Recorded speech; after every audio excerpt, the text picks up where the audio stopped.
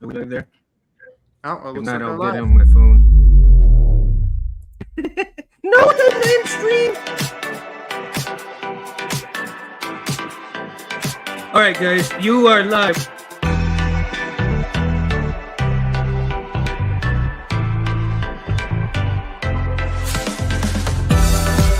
Come, let me get you something. Hello, people of the world. Oh my God, technical difficulties. I am so sorry, guys. You know, man, I tell you, I cannot get away from these things. But I am, to be fair, I am trying a new operating system on an old laptop that is supposed to be at least decent to get it running again. And I haven't used this laptop in probably, I would say uh, probably about 5 years or so because of the operating system. Uh, if everybody has been keeping up with what Windows is doing and making you and forcing you to get into all their stuff, they're using your data, they're selling your data, they're forcing you into updates that you have to pay for that you really shouldn't be paying for. So I switched into the Zorin OS on Linux and on this laptop, and it runs it's for those who want to switch from Windows to the Linux system, and it helps provide that smooth transition from Windows into the Linux system. And I haven't been disappointed with it. And so again, I'm using my laptop. If anybody noticed, it's just a little bit cloudy because I am not on my phone. I'm not doing the show on my phone. So if I was doing the show on my phone, it'd be a lot clearer and a little better, probably. But we're gonna try it out tonight and see how everything turns out. So, welcome everybody. We got Aegis Sabers in the house. Welcome, dude. Yeah. It's good to be here. Your base is in Utah.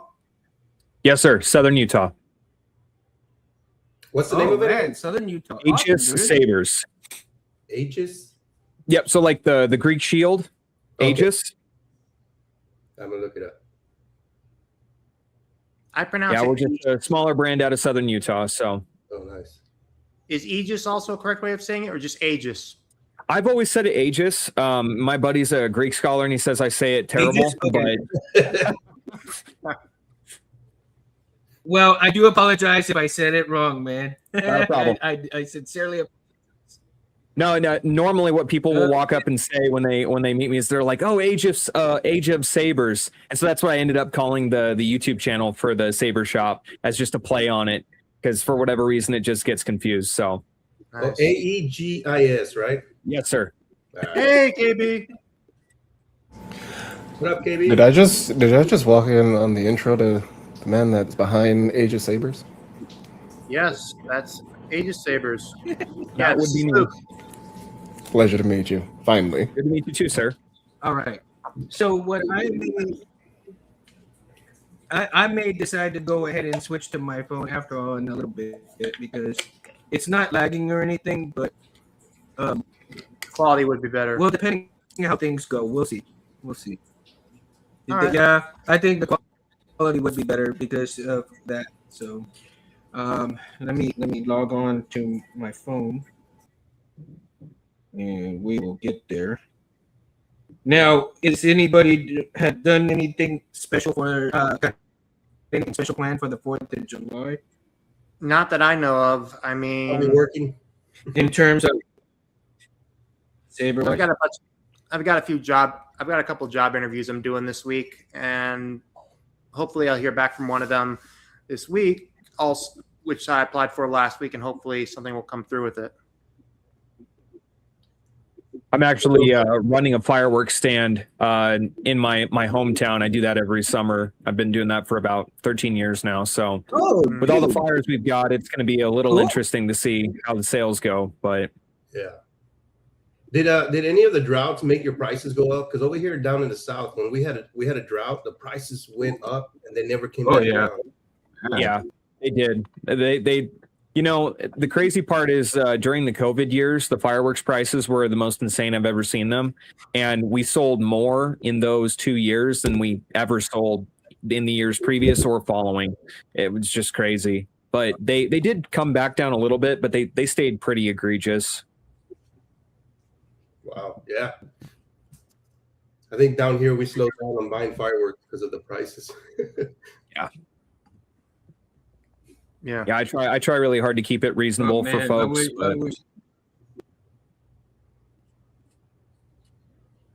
Cool. You having issues over there, Mundo? Yeah, they keep getting better and better, but the thing with the fireworks too, they keep getting bigger and bigger. Prices go up. Yep.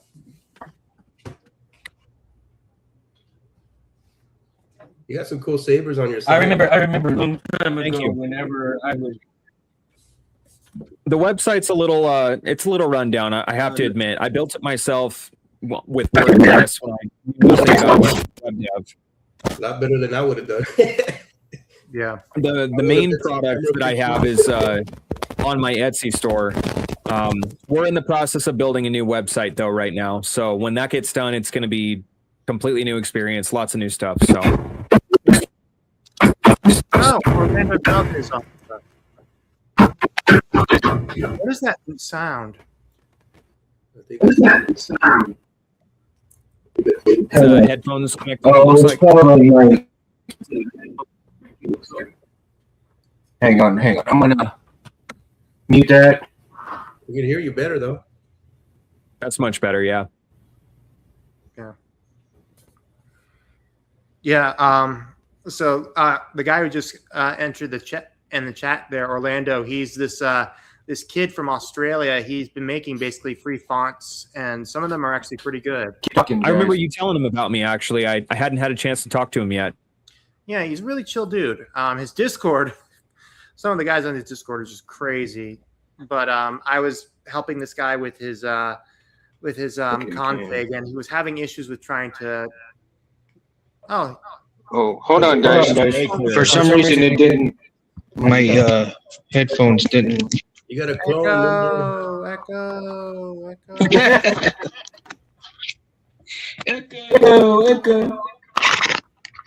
Jesus. Hold on. Always have technical difficulties. That's what live shows are for, right? Yeah.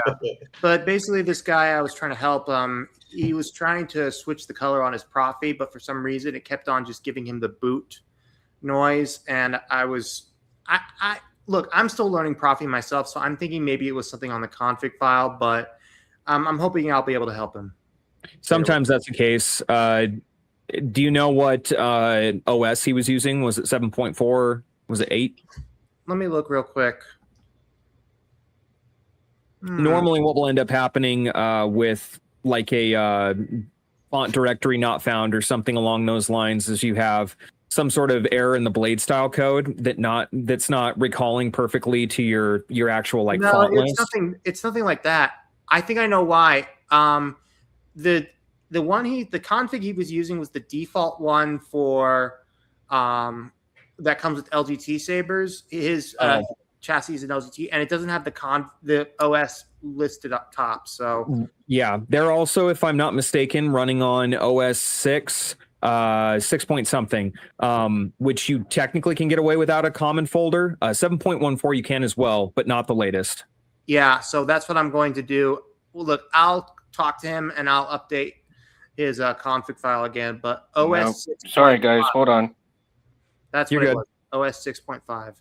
Yeah, I have this one right here. Actually, is a Nexus core that I've been working on, and it doesn't like OS 7. Well, I mean, so far I haven't had any issues, and I actually did a big conversion over with a guy I know in Madison, Wisconsin. And by the way, note to self: if you ever send a bunch of Profi 2.0s, 2.2s to someone to convert, don't have the money to pay all at once. Don't do a payment plan. It's a bitch. I've learned that. I've learned the hard way with that. You have to be kidding me. Yeah, but other than that, I prefer Profi 3.9 because you're able to get away with doing so much cooler blade styles. Yeah.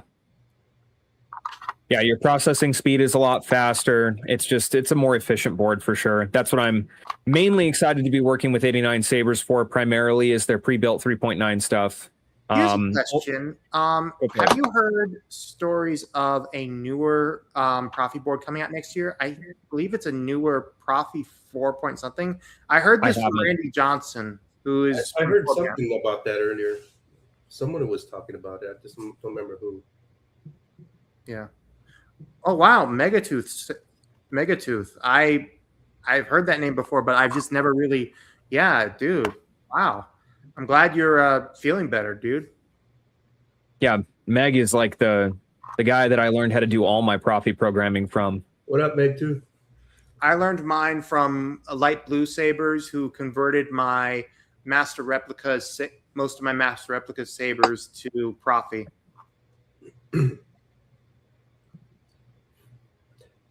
Yeah, and tomorrow my Jaina and Jason solo sabers will be coming in from Mountain Sabers. Excellent. These were one of the last ones that Corbantha was selling. I got them as empties, and thanks to Tim from Tierfon Orbital, he was able to make some really good chassis for it. And as an add-on, I took 2 Cobalt D-rings from the custom saber shop, and I had them attached to Jaina and Jason. Sweet. I was going to do CoverTech wheels, but technically CoverTech wheels weren't used as much in the EU Legends. That's correct. It was just a way to do that, you know. I had a lot of people asking me for the CoverTech wheels for the Rebel Agent that I'm going to be releasing. Oh gosh, probably in a couple weeks now. We're finally finished on the testing for that. So, wait, well, actually, yeah, technically, the Kuran Saber could technically have a CoverTech wheel, but at the same time, we have to remember that the original prop had a D-ring, and this was before the CoverTech wheel was considered a greebly for lightsabers when episode 1 was being filmed. No, the original prop that was used had an eye bolt just kind of buried into the pommel so that the actor could have something to hang it from. I had some people asking me for that, and I was like, no, I'm probably just going to go with the D-ring, keep it simple. But CoverTech was and it gets in the way of the grip too. What I ended up doing was I had Nexus tap the hilt for the CoverTech wheel, so you can add it if you want to. It doesn't come standard. Is it working now? Lindo, Hey guys, have you ever thought about swapping the CoverTech to have the CoverTech on your belt and have the hook on your saber? I mean, for different sabers, I just have it for what it is. Like, for example, that's a really cool idea. Well, for example, I think one thing that I did like about the Acolyte, which yes, I know it's the Acolyte. Da da da da da. I like how they had it where. Can you hear us? Yeah, I can hear you. Double. Yeah, I like how how their sabers had both a D-ring and a CoverTech wheel, which I didn't mind, but at the same time, it was just like. It's too much. Yeah. It all depends really on what you're looking for. Like, for example, the Luke Skywalker A New Hope lightsaber that was made by Master Replicas, the Force FX, the D-ring is very small. Yeah. So what I did with that was I took a CoverTech wheel and put it on that saber, and basically it just looks like the Graflex that we see in the Kenobi series briefly. Yeah. Yeah, I think I'm going to swap mine around to put the CoverTech on the belt and what happened to my picture? For itself. Jesus. Probably got to make a little little mount for the. I swear, my phone is getting all goofy today. Yeah, you're echoing and double. You're doubled up. Yeah. You got two of me. Yeah. Mundo, maybe you should take off your computer one because There you go. Yeah, that's what I mean. I've already logged out of that thing, but let me see. Remove. Got it. I seen your sabers at Mountain Sabers been installing Barris. yeah, I'm They are looking. cool. And the last one that he's working on is an SP Sabers Fisto. Nice. And I can understand why now why the ones that Loretto Sabers makes are much better than SP, because apparently the sound ventilation isn't as good because it's usually either from a little ring thing underneath a rubber thing, or and there's not a holes in the pommel area. So depending on how things go, I might have to send it back for some modifications. But other than that, I mean, they definitely are hefty sabers, and they do look great. That was the problem I had too with the new Rebel Agent. Was the sound porting was terrible. Yeah. One thing what you could have done was do a circle but held together by four grooves. You know what I'm talking about? Yeah. I mean, ultimately, I don't think accuracy when it comes to the hilt is going to matter much when it comes to the pommels for sound ventilation. I don't think so either. Like, I mean, if you look at the version that we got from LDM Sabers, I mean, what mostly matters is just the main look and antique of it. Right. Yeah. So I basically just took the original 1.0 and I enlarged it, so it's not, so small anymore. Now it's a little bit larger. But yeah, trying to figure out how to get the porting vents for the sound correct. It took a little bit. So it's been in R&D for about 5 months. So I'm ready to get it done. Nice. There we go. Oh, that's a much better Mundo. That's way better. Oh yeah. Okay, so I gotta catch up on all that. We just Let's see been here. chit chatting while you get set up. Yeah, no, that's good, guys. Thank you all so much. I can't believe how much is going on with this thing today. I expected I hadn't had this much of tech diffs in a good while. If it's not you, it's me. I'm telling you. But, and again, you got to try different things, right? I mean, sometimes in order for things to get better and grow, you got to do different things. And, That's true. with what we're talking about today, are we going to go back to found parts? Because of the fact that, we have the MHS system that's gone. Then we have the, we got some companies that have been gone that we really enjoyed, getting stuff from, as well as now we're fighting, to control our 3D printers, our cars, our phones. I mean, the states are just trying to take everything away from us, and we're trying to hold on to those little things that mean so much to us, right? And so what little things that we can do, but the creativity they cannot take away from us. So with the creativity comes in play of, are we going to go back to looking for parts in trash bins and different places, electronic stores that are still around? Mo has showed me one that's in Houston that is huge, and it's got a plethora of spare parts. You ever wanted, it's in there. Yeah, and so if anybody went to Houston and went to that shop, I guarantee you're gonna find a lot of stuff for the lightsabers. Scott, lots boards. of I mean, gears, boards. I mean, stuff that you can literally, lot of greeblies you can put into your saber, right? Yeah, I wish we had that here. Well, listen, I think the current Home Depot Lowe's build concept that's going on, I think that the going back to found parts is going to be like going through junkyards and whatnot. I feel like that is going to be a natural progression to it. I think it's going to happen. And when it does happen, you're going to see people like Roger Christian and even, I'm sure, people that worked at Lucasfilm back in the 70s post about it and be like, no way this is happening. No way. It's kind of a full circle. And I love it. I personally love it. I love it Get too. it in the house. Yeah. That's actually how I started, just buying little parts here and there, and then I found this whole world of people that actually sold saber parts. Oh, Tom's in the house. Meg 2's in the house. What's up, buddy? Watch Fireworks and have a Patriot blade. Awesome. I love it. Patriot. Have you doing better, Meg 2? Any builders? Oh, wow. That's cool. Oh my God! Wait, Orlando's in the chat. Woohoo!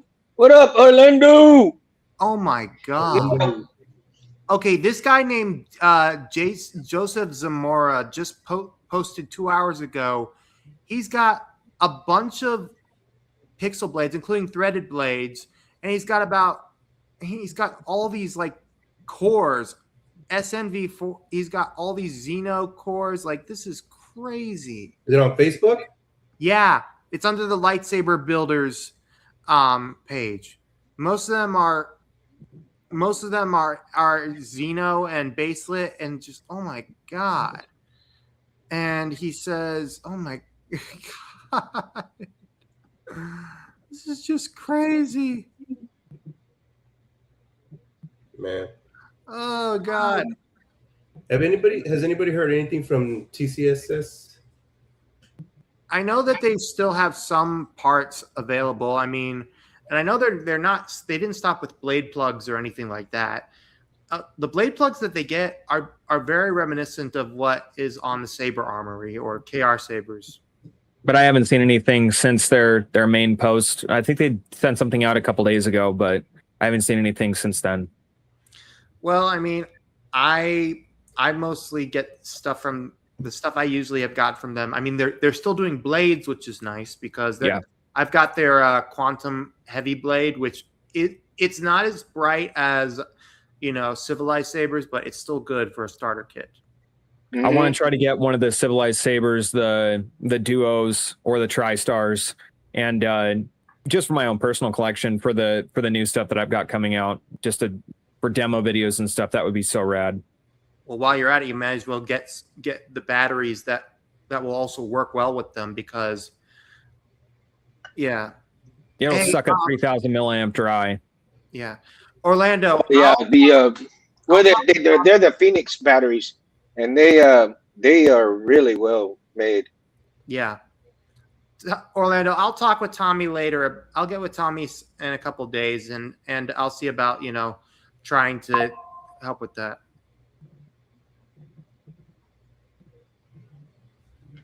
Yeah. Sorry, guys. I'm like trying to catch up with all the things here because I can't do all the comments on my phone.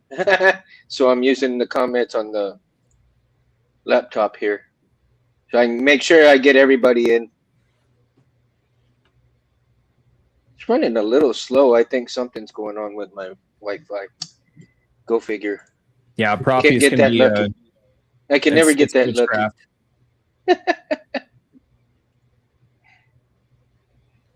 Tom's birthday was a couple of days ago, man. Happy birthday, Tom. Happy birthday.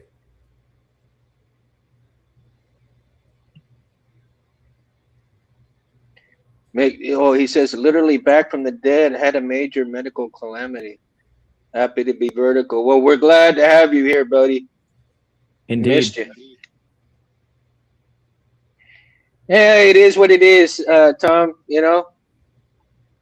Technical divs come with when you're doing live stuff, but you roll with the punches. Roll with the punches. Are the accents on different props? It's just random stuff that gets attached to it to make it look more Schwarzy.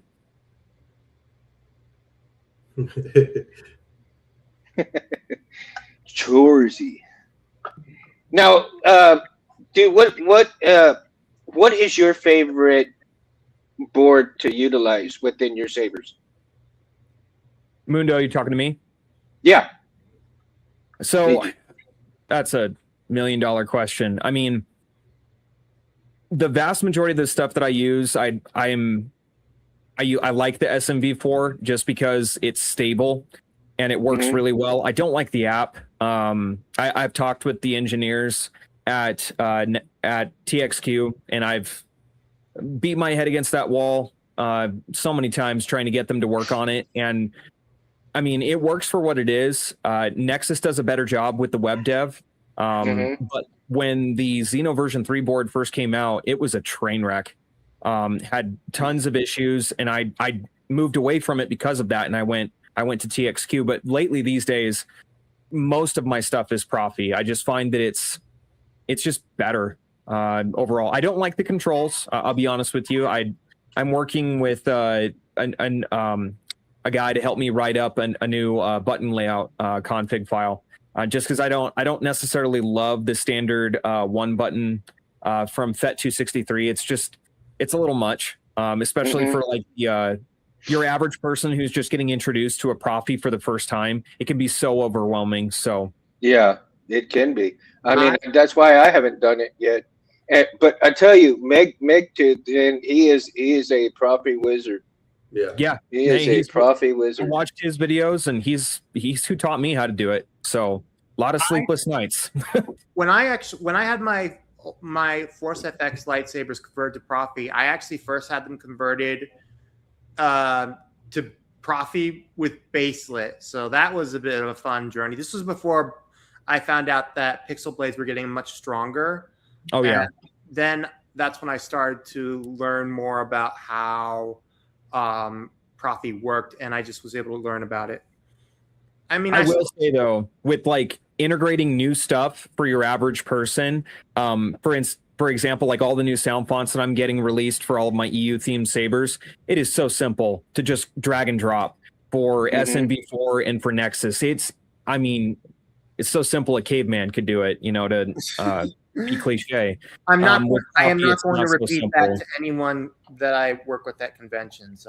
I worked with Rebel Sabers as a tech support for Xeno back in February, and I was going to do so in a couple weeks at Knoxville, but something came up, so I couldn't do it. But the idea is that, with average con goers, they're not going to really know how to use, Xeno and whatnot. So I'm just there to help. Yeah, they know nothing. Yeah, and most of the time. You'll find the occasional guy who does, but very, very, very rarely.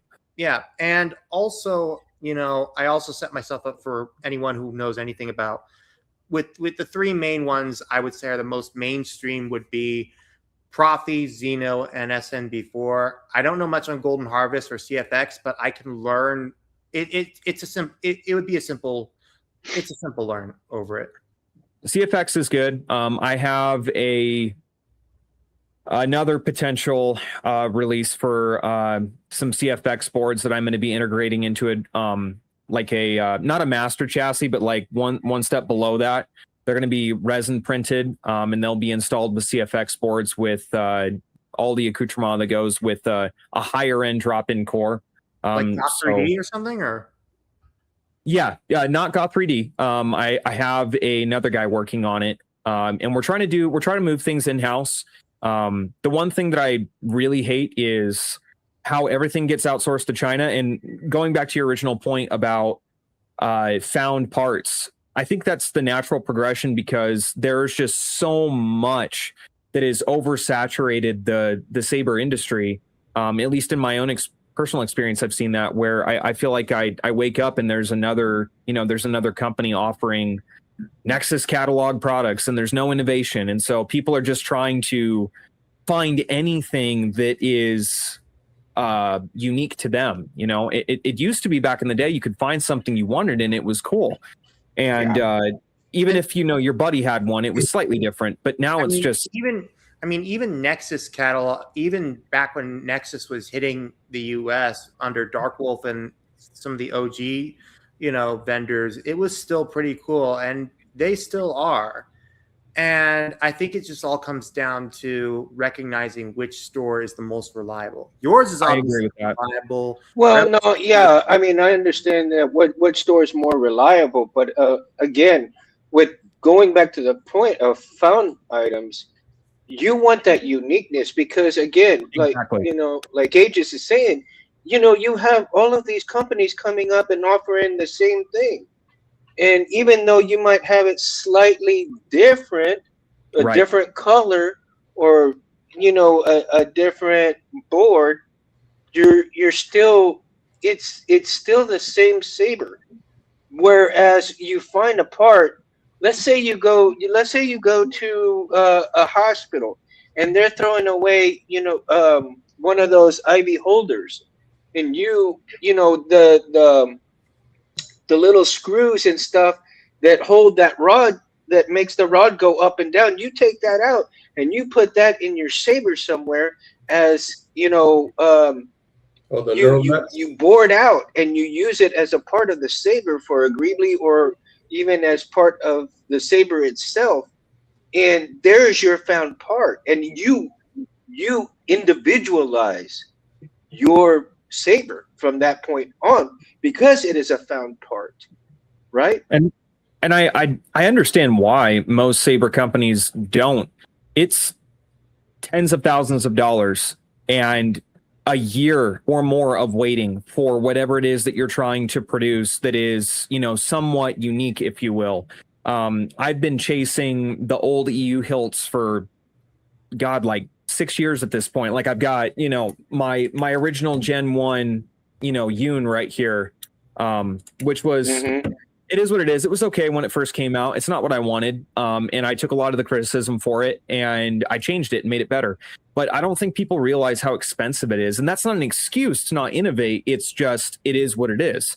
So if people are going and finding their own unique parts, and I think it's cool. I really do. I hope that actually that breathes new life into a somewhat overplayed industry. I think it being will. Of innovations and profis and CFXs. Just yesterday, just out of curiosity, I put into Chat GPT to design a three board interface pin map, so where each board can be swapped out using JTS connectors, and it actually gave me the formula for it. So it'd be an 18 pin triple board interface map, and it made 18 pins common to the CFX, the Profi, and the Golden Harvest 3 pads. So you would just be able to take it off and put the other board on, and it would work because the pins are the same. Scott. Just soldered onto the board set differently. That's crazy. Yeah. Right. Well, I mean, even if you create, like, if you have a lathe or if you have a laser cutter, you have a mill of some sort, just different tools to get to that point where you're creating something that will add to the lore of that particular saber. Not only the lore, but the story behind it, right? Right. And I think in this day and age, that's what we want, is to have the story behind the saber instead of saying, here's the saber. We already know the story and that's it. I mean, yeah. We still have yet to tap in to all of the different worlds that we have not visited. You open the encyclopedia of Star Wars and you have all these planets and all these things, and people are looking in there, but that's the extent of it. Where, if you have your creativity and you have the means to do that, and I've seen some really awesome stuff, and Scott is one of those. I mean, he's made some awesome freaking sabers, and the way he's put stuff on them as far as Greeblies go is just phenomenal, right? But you want that background story to really shine through with the saber itself, and with, like, Cal, a lot of the sabers that he had, back then, there was, when everybody really started coming out and getting into all of this after 20, I think it was what, after 2017, 2018 is when it really started hitting big. And there was stories behind all of the builds.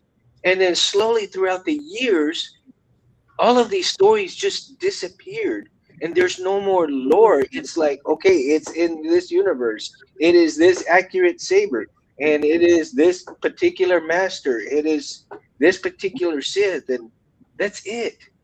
But Yeah. where's the backstory? Now, where's the heart? Yeah, we've lost that. We've lost that. Yeah, there's a severe degree of commercialization that has really taken something that used to be, I mean, 100% unique. I remember back when I first graduated high school and I was just getting into making sabers for the first time. And I started out with the custom saber shop, and I had a Force FX, like a master replica that I had converted with TCSS parts.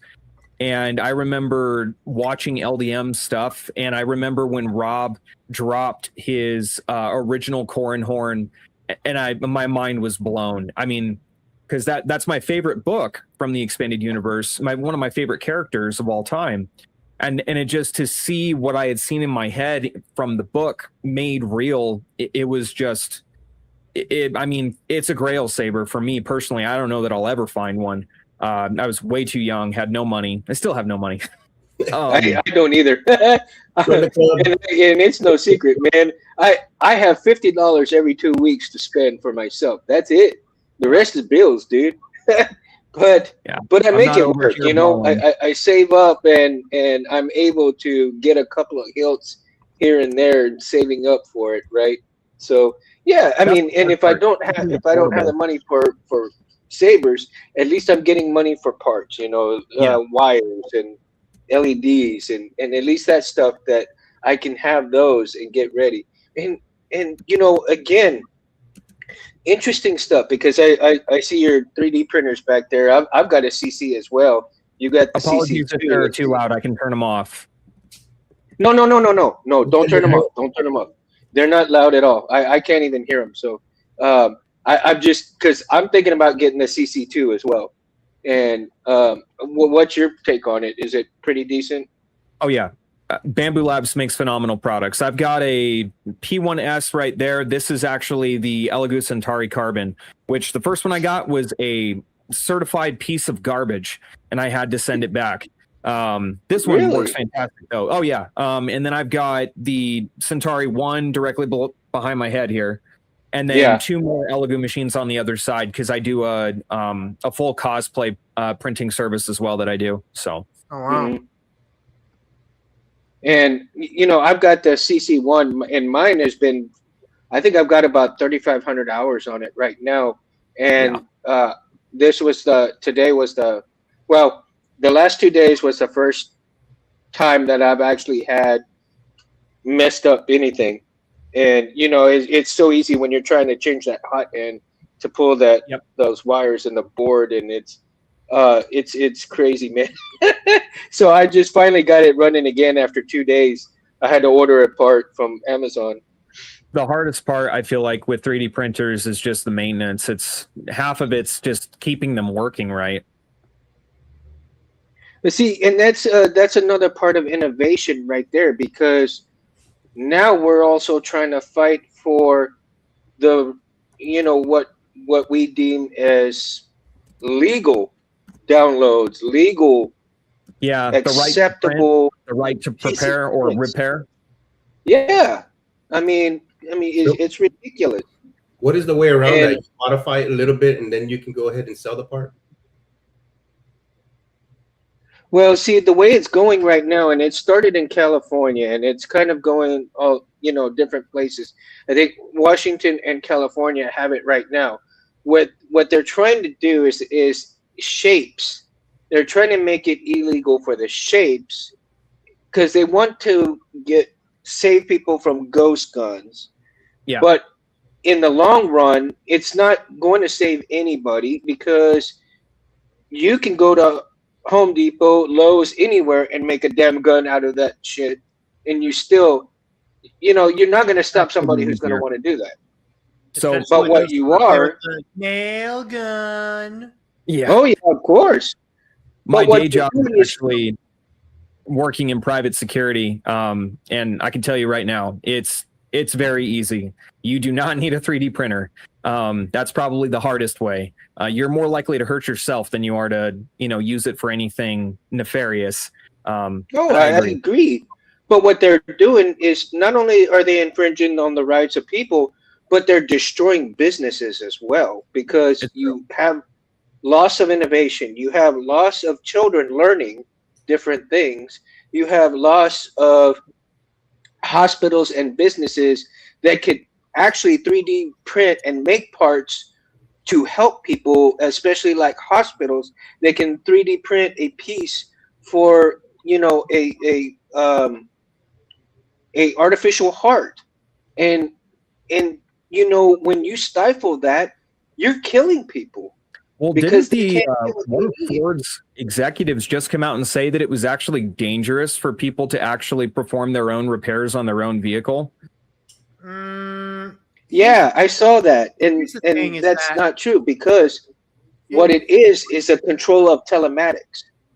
They want all your data to sell to from brokers and everything. They want to know where you're going, who you're talking with, what you're doing, all the telematics. It is big money business in there, and I guarantee you that those things, they don't want to lose that amount of money. No, they don't. Barris, did you have something to say? Sorry, I saw you speak up for a second. No, I was talking about the whole fixing your old car thing. Listen, it is, if you know how to fix a car and if you know how to do it all and whatnot, you shouldn't let a company or a dealer stop you. I mean, Nope. People used to fix their own cars all the time if they couldn't get a manager thing with it, Yeah. Plus AI and Siri, it is actually helpful with that. And there's a lot of money to be made. Everything. Yeah, there's a lot of money to be made in doing that sort of service. But I remember I went to college in the Midwest, and I had a couple of buddies who were farmers, and they were telling me all the time about how a lot of the farming equipment, they would try so hard to prevent farmers from doing any kind of maintenance or repair work, to just force them to have to come back to the manufacturer for any kind of any kind of maintenance or repair work, or they would void the warranties. Really predatory stuff. Yeah. Capitalism. Yeah, I think they just want to profit on the maintenance as well. Let alone. Well, that's it. I mean, it's all the major companies and all the higher rich people that they can't. They don't want people to repair their stuff because there's no money in people repairing their stuff. But the legacy of you going outside and fixing your car or the truck with your grandpa or your dad, those are memories that people have had, and they want those kind of memories to stick around, right? You fix the car on a Sunday afternoon or Saturday afternoon, and then you go out with your family and it's fixed, it's good. You know where it was, you know how it was fixed, if something messed up, you know how to fix it. And I guarantee you, a lot of these people in a lot of these dealerships, they have no freaking clue what the hell they're doing. None whatsoever. And to be fair, a lot of the new vehicles that are coming out are so wildly overbuilt and over complex. I'm not surprised. I mean, you take a kid fresh out of tech school who's basically just got that massive diagnostics equipment in front of him, and he's plugging it in and he's getting 40 different error codes. He has to be a programmer and a mechanic. It's not as simple as just it's an old push rod engine. I just gotta take it apart and more or less rebuild it. Did you say overbuilt and just overbuilt and over-engineered and overbuilt? The new stuff is. Jesus, I might as well buy myself a World War II German Panzer, because those things, even though they're overbuilt and over-engineered, they are simpler than what's coming out now. No. See, you don't want a Panzer with a Mercedes in it. What you want is a Sherman with a Detroit diesel in it. That's what you want. Yes, well, I know that's the joke. That's a good one, dude. I agree. Fun story. Those were one of the best engines out there.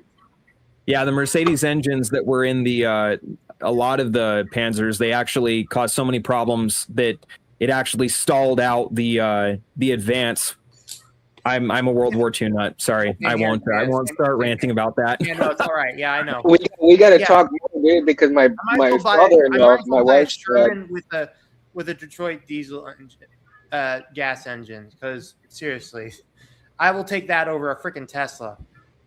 Yeah. I won't even touch a Tesla. Yeah. I'm curious to see how long they're going to last. Really, I mean, you can only have so many landfills full of wrecked Teslas and those old batteries. I don't really know what's going to happen with all that. So I'm on the fence with electric cars for right now. I don't have anything against them. I just don't really know if you can trust it just yet. Yeah.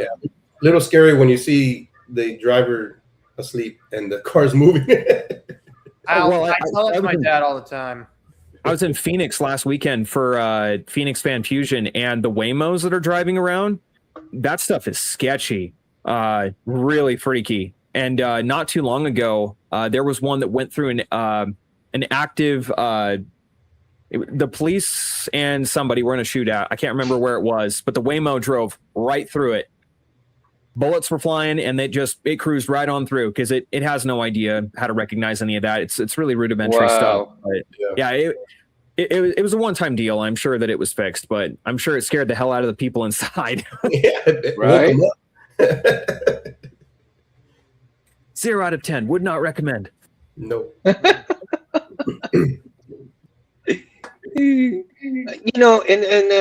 Again, of course, getting to the point where the 3D printing as well. That to me was almost as good as a found part, because when you started basically 3D printing your own chassis, right? I mean, yes. It was really hard for somebody, you can make setups, but getting chassis, sort of like this from the custom saber shop, and then utilizing the other parts, the metal parts, the wires, to make it look custom as well, right? And you got and you make it your own by doing different things, utilizing real crystals, utilizing different components. And one of the things that I enjoyed, because Rob Pedcow really did well on teaching all of those that were wanting to do their own chassis, and get the parts from the custom saber shop and make it their own. I mean, there was a bunch of parts the same, but there were so many that it wasn't, nobody had the same thing, because there were so many different parts to it. And again, in utilizing that kind of stuff, you have found parts, but at the same time, they're not really found. They are produced, right? But TCSS was just one avenue. And then you have these other companies that could print out these things. Then the FDM printers came out. Then the rosin printers came out. When rosin printers came out, they had a significant amount of detail and smoothness to it that you can't really get with an FDM, but you can get a very decent smoothness with an FDM print, but it's still not the same as a rosin, correct?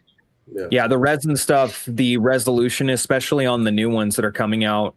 I mean, if you look at, so my buddies are all into miniature, like Warhammer 401 and stuff like that, and the miniatures that you can get out of those resin printers it's incredible. They're better than the War Game Workshop in some aspects, or on par with it, if nothing else. So I'm gonna have to bring it down just a little bit because my battery's getting like real hot on the phone. So no, but to your point about the found parts, I think that's something, at least with my own brand, that I'm really trying hard to move in a new direction, because there's just so much of everything that's been so overplayed. I just want to get away from it. And I think something that's kind of untapped, that at least for me personally, I like the crossover stuff, and I don't see a lot of that in the Saber community. I mean, there's only so much that we can reproduce, remake, and retread the same ground within reason. There are certain designs, like I won't touch anything that Rob Petkow's done. I know there are some people who, you know, since Genesis Custom Sabers is out of business now, they're like, oh, it's open season on Rob's designs, and I'm just like, it isn't. Like, No, no. You don't touch perfection. Like, it all goes back to the '89 Sabers Sloth Furnace controversy with the Oh, did we lose KB? the derelict lightsaber. Like, just because He said he'll be back in a bit. just because Okay. Sloth Furnace made a version of the I'll be derelict right back. from I can still hear you guys.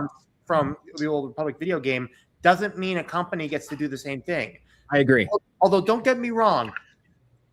I mean, the debate on that design is still out there, and whether or not 89 actually got their hands on on something that Sloth Furnace made. But the way I see it is that sabers from, like, for example, from the Old Republic video game, they can be made. The majority of them that can be made, it's just expensive to.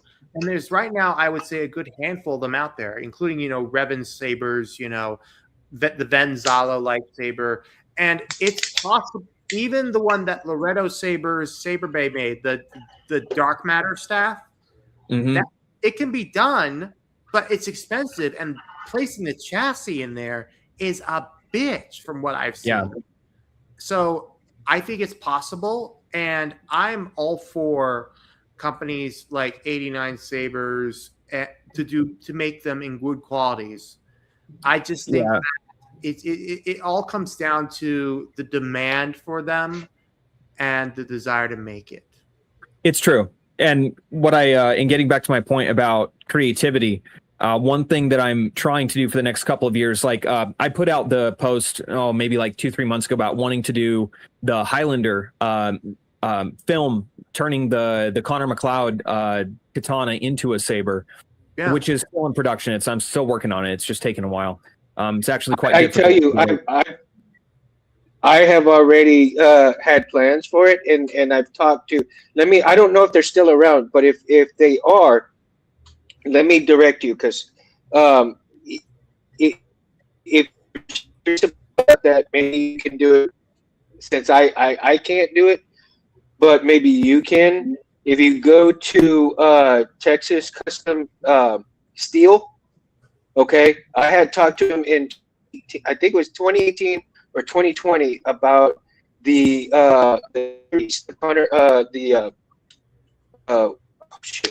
Adrian Paul's hilt, his saber. If you watched the series in the 90s, did you watch that with Adrian Paul? Yep. Okay, so his sword, I had talked to Texas Steel Custom Props. They quoted me back in 2018, 2019. It was 300 and damn, I have to look back at the text. It was like 370 something bucks for just the hilt part itself, right? Yeah.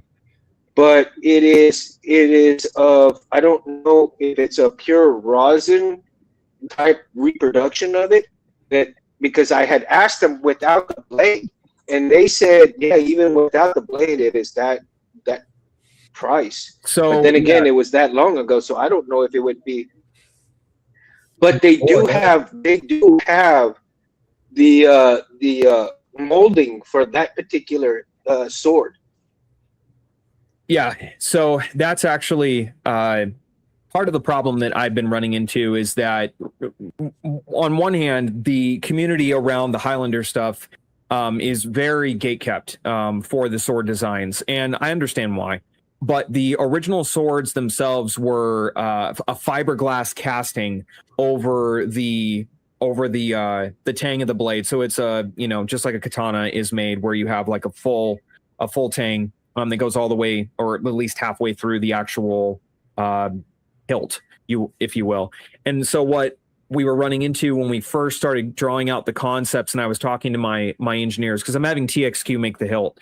What we were running into was they couldn't, or wouldn't, I should say, wouldn't is the right verbiage. They would not mill it from CNC because it would be too expensive, which is 100% bull. They just didn't want to go through the effort to actually model out how complex I wanted it to be, which isn't to say that I wanted it to be too complex, but to find a fine line between the original artwork that I put out and something that people would be happy with has been quite challenging. But I don't want to make it with a like a resin casting over a central core. That's 100% unacceptable. And I told them that. I was like, no, I'm not doing this. And you can refund my deposit for all of the work. I'm not going to do that. And so they were like, no, wait. And so I've had somebody in the States that I've been working with, Darkside Sabers, actually, who was working on his version of the Duncan MacLeod saber. I'm having him work on doing my There you go. Connor MacLeod. So yeah, Don's been a great guy to work with. He's incredibly brilliant machinist, and it's just taking a while because it's a lot of work. It just is. Yeah, and let me reiterate also, and I don't know what I said because my phone kicked me off, and I apologize. But again, going through that, when I was going ahead and trying to get that accomplished, I was looking at the ripper blades for the blade itself, right? So maybe you can accomplish it. I've talked to Tim from Mystic Knights about doing a run of katana blades for me. I'm still not sure how I'm going to do that yet, but as of right now, they'll be compatible with 1-inch standard NeoPixel and baselit blades across the board. I don't want them to be 7/8. Some people find 7/8 to be better. I personally prefer 1. So works, but not in this case. Yeah, I want to keep it 1 inch. I wish I had a sample. I printed it out and then I just chucked it because I didn't think I would be showing it off. But so far we've finished the concept out for the main hilt. We're just working on getting the engravings finished. Probably shooting for a later in the year release, but I don't want to give too many false hopes on that because I know a lot of people were really interested in that hilt. So. And I've gone through some sword experiences with Adrian Paul, the guy that played Duncan. It's pretty cool. If you haven't been to, yeah, he is. Have you been to one of his sword experiences? I met him at Fan Expo in Salt Lake City, and he was he was so fun to talk to. He's an absolute gentleman. Yeah, I went to 2 of them and got a picture with him and everything, and the experience was just unbelievable. He's so kind as well. He really is so kind, and those are the type of celebrities you want to have fun with and deal with. So yeah, no, I agree. Definitely. I don't get a chance very often to leave the booth when I'm at some of the bigger shows, just because I have so many people walking up asking me to fix things or bringing me, gosh, I've had people bring me Ultra Sabers to fix right there at the booth. I've had people bring me my own stuff that they need replacement parts for. So I very rarely get a chance to walk away. I'm just too busy working. But when I do get a chance to, I got to meet Adrian. That was a lot of fun. John Rice Davies was another guy that I got to meet. And he was amazing. Oh man, yeah, he is. Like, I haven't met him, and I so wanted to meet him, but his staff gets I heard he is such nice. a cool dude. He's energetic as well. Yeah, he really is. So, like at FanX last year, he stayed well after the show was over, and he was just hanging out with the all of the people that volunteered, and just talking and answering all the questions, and he couldn't get enough of it. And you see so many people that are there and all they want is just to get the cash grab. They're not nice, they're not pleasant, and it's really disheartening because you'll have these people that meet them and they wait in line for like 2 hours and it's like $250 sometimes, and then they're a total dick in person. It's rough. It is. You know who else is actually kind of cool to check out? That's me. Is Sam, the guy that played Flash Gordon. Yeah. Yeah, and answer to your question, Titan cool Gray, Aegis Sabers is doing the Highlander hilt. So we're still in progress for that, but yes, that's Aegis Sabers. So yay! You can when you're vicariously I can live through you. I wanted so long to do that, but if you're gonna do it, oh man, thank you, love you, buddy. I'm working on. I so long wanted to do it. I was hoping that Texas Custom Steel would give me a break on that, and I could get it done. But man, they wouldn't come down on it. The hard part is that trying to take and the problem with the original prop, the film prop, is that it's paper thin because it was an epoxy fiberglass resin cast over from a mold, and so it's not dimensionally accurate to a real katana at all. The suka, the hilt on a real katana is like this thick, and the resin casting is like that thick. You cannot.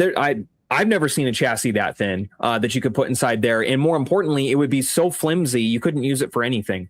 So trying to find a fine line between making a katana that has like a flat profile oval, which is what I want. I don't want it to be perfectly round, so it'll be an oval with a round central core for my own cores that you'll be able to drop in, or the SMV4 that's going to come stock with it on the mid tier. But you'll also be able to install your own stuff as well. I want to make it so that it's modular. I don't like making stuff that people can't make into their own thing, because I know that there's plenty of people who like to do that. Yeah. Keep me posted, man. I'll start saving up.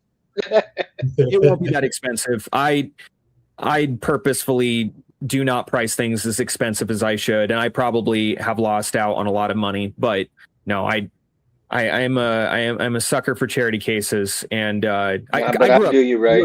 I do you right. I grew up dirt poor, and I couldn't afford anything. So I don't like when you see, especially being a reseller for a lot of the Nexus and TXQ products, I will see some of the most shisty, overpriced nonsense, and I just the 10K hilt. Yeah, it pisses me off. It really does. Hey, are you an outdoor guy? Mundo, you cut out. I didn't hear that. Are you an outdoor sportsman? Are you an outdoor sportsman? Oh yeah, no, I compete in USPSA. I work private security. Yeah. So you do a lot of out like camping, hunting, all that good stuff? So my uncle grew up hunting. I never got the chance to do it, but I grew up riding dirt bikes, being outside. I've rebuilt small engines. I've done all that stuff. But yeah, no, I'm very avidly outdoors as much as I can be. Okay. All right. Well, guess what, dude? Here's an open invitation if you ever get the chance. I've already invited some of these guys out to a ranch of mine. And when you get a chance, I'd like to invite you out to my ranch and have a good time. Sweet, dude. Thank you. When are we going to have that? It's not too big, but it's not too small either. They say everything is big in Texas. It's in between. We're supposed to have a SaberCon over on your ranch. Yeah. Yeah, we're gonna do a Saber Talk Sunday at the ranch one of these days. That would be fun. So I love Texas. Yeah, I worked there for Baylor once. I loved it.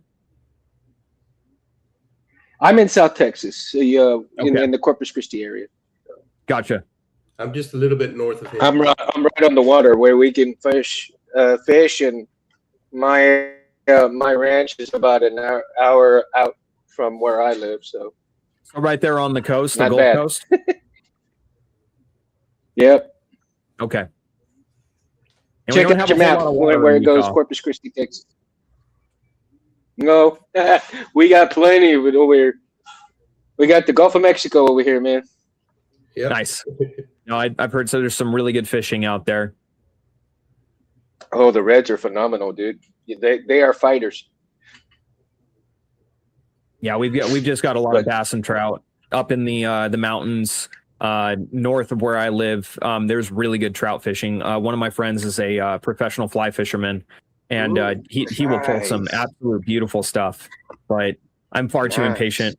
I'd rather just go and dump a bunch of rounds at USPSA for the afternoon and then go home. That sounds like fun too. It is. That sounds my like my fun. wife gets a little Let's, upset at the amount of money it costs, but it is. I mean, it's you know you have to have some outlets, and what Yeah. really helps. You know what I mean? Yeah. Kibi's back. Kibi's back. There he is. I said I'd be back. It took me a minute. I had to Just a little do some minute. gas and things. So let's get back to the topic at hand of found parts. Now, again, Excuse me for just a second. I'll be back. I think if people kind of we could start making parts. I mean, if you've seen the influx of home CNC machines, right? Now, if people started making the parts for lightsabers, and we can kind of get a small influx of new life parts into the saber, right? Because people can create the kind of parts that we have seen within TCSS, but a whole different style that comes out. Now, if you add that to, let's say, some parts that you would get from Home Depot or Lowe's, or add on to what a saber can hold on to in terms of either greeblies or on the saber itself without having greeblified your whole saber. Would it be in universe? Maybe not. But again, there are so many stories and so many things that we haven't seen within universe. We don't know what really is out there or could be out there. And take example of the speeder bike type saber, right? So Yep.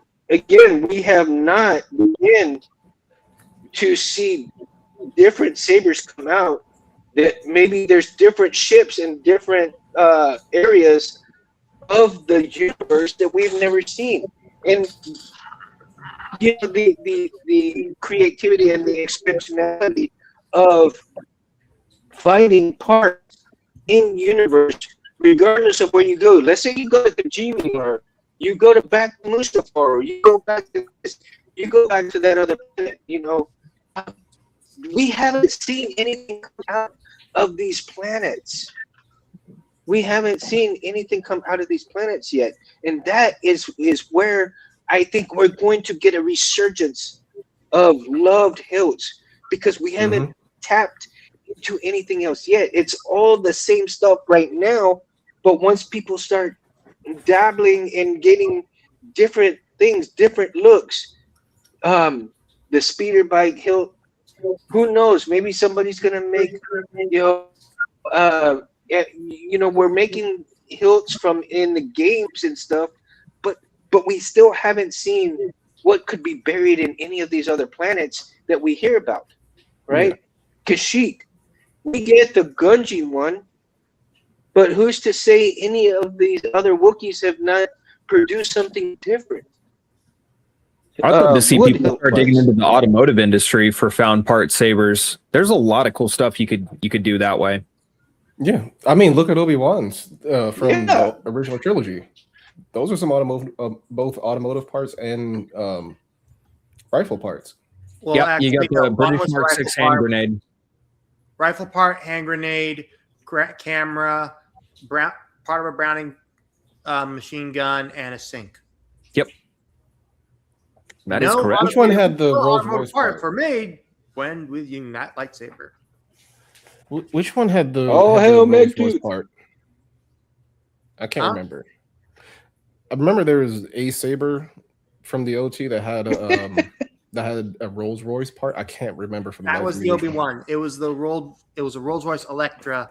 It was a nozzle. The Rolls Royce. Yeah. Yeah, it was from Okay. Obi-Wan's emitter. Yeah. Okay. So yeah, automotive parts not unheard of, especially The model now, kits like, specifically too. There's so much stuff. so I mean, There is, but I just think that we haven't tapped into hardly a we third of haven't. it. We have it. Like story wise, as far as the franchise goes, the story is very young. It's been out for as long as some people's grandparents, but it's honestly a very young story. We have barely touched the tip of the iceberg. Mm-hmm. And on the real Like the world filter. end of things, it's just I think and I'm partially to blame. I'll admit it. A lot of the guys like me who started with the Nexus and the TXQ catalogs, it's our fault. We made everything so accessible and so affordable that it kind of drained the creativity out of the room. It is what it is. That's a valid point. I mean, it is nice that there are some saber designs that are getting updated to look more accurate.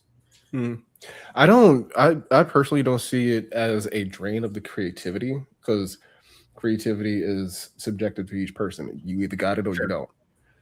It is conjunctive. The I agree benefit- with that.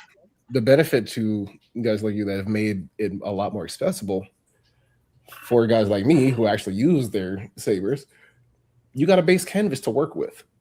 You have something to start with. You have a base idea to start with, and then your imagination takes you wherever it takes you. Well, I'll amend my statement then. What I think what I meant to say is that because it was so affordable, people no longer had to go the extra mile to try to come up with something themselves. Right. Especially like 20 years ago when that was literally all anybody was doing. Yeah, I mean, it took me 4 months to source and figure out how I was going to build my original TCSS Saber. And a lot of people, there'd be the build logs that would be months long, where you just one piece at a time, just slowly putting it together before the days of pre-built chassis, and everything was just so accessible, Mm-hmm. Yeah, I think a lot of people and like buy their lightsabers and as soon as they get them, they want to make it their own by modifying it and just doing some custom work on it, and that's the creativity behind it as well. Yeah, you can get a legacy lightsaber, but once you get it, like me, if I were to get a legacy, I'd like to, customize it, make it my own. To quote Star Wars Episode 4, what a piece of junk. I will, if somebody pays me to say that. We really haven't seen any junk sabers. I mean, we've seen a few. We've seen a few, but there is not that many out there. No, I mean, you got space junk, but that is literally their whole brand and MO. It's not like, but that's it's unique not the to type them. of junk. I mean, that's good. It's unique to them. Is unique to them and only them. It's not like what we're talking about with the found parts, the junk sabers.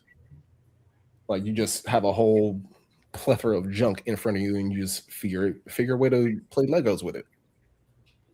I feel like the closest thing to that was the Jedi Academy series with the vast majority of the hilts in that. Mm-hmm. It looked a lot more lived in. They were a lot more. They were simple and they were basic, but they looked less polished, less clean. Yeah, and I think the prequels are, I won't say to blame, but they played a big part in the craze for pristine sabers. Me personally, I like real world weathering. Throw that thing from 3 stories high on the concrete. Give me some actual damage, some scars, some dents. Get that thing nice and dirty. I wanted to feel like I think this thing has seen some action. Pristine Sabers has. Yeah, I agree, because the The pristine sabers are in a league of their own, right? But when you're in universe, you know the universe is dirty. Depending if you've been on the war or not, war, Order 66, and it depends on the era. if you're a youngling, if you're not a youngling. I think like youngling sabers should be pristine sabers because they're starting out, they're new, right? You I have like the an opposite. Obi-Wan. Of course, it's going to be weathered because it's used. I actually have the so to opposite speak. take. I think the Padawan ones should look like they were handled by an irresponsible Padawan. Yeah, if they're training No, sabers, I and they're agree just with pulling them that. from a No, box, okay, I stand corrected. But if it didn't seem that way, but again, But no, like some people, I ain't gonna lie. Some people do like it just crap pristine, flex. like it just came out of. Yo, Scott. But you know what? I gotta admit too, when I make a part, I mean, it's just to see the shiny metal on it and then put it on the saber. It looks nice. But then my taste is weathered. So when I start weathering it, that's my taste. But like he Right. says, people like the pristine, shiny. Blakathy. That's my boy Blake Click in the chat. There is a market for that for sure. And I think the big distinction is like, you have your prequel trilogy stuff that was all perfect and polished and clean. And then you have your original trilogy stuff where everything had oil stains and there was dirt on everything. And it looked like a lived in Western really. And that was kind of the vibe that George Lucas was going for. And I like that the sabers reflect that as well. They look worn, they look used, they're not clean, with the exception of the hero hilts and a couple of the scenes that you see, but everything has that really beat up aesthetic. The Millennium Falcon was a hot rod. It was supposed to be a cobbled together, barely functional Wheeler, basically. rocket with wheels strapped to it, like a lot of the greaser cars in the 50s were, and that was exactly the vibe. So I like that. Yeah, but even the hero models, like we'll say the scene from I see you. I'll be right back, guys. The lightsaber. Can y'all hear me? Yes. Yeah, we can hear you. Even that has some. Can y'all hear me? Yeah, I hear you. Yeah.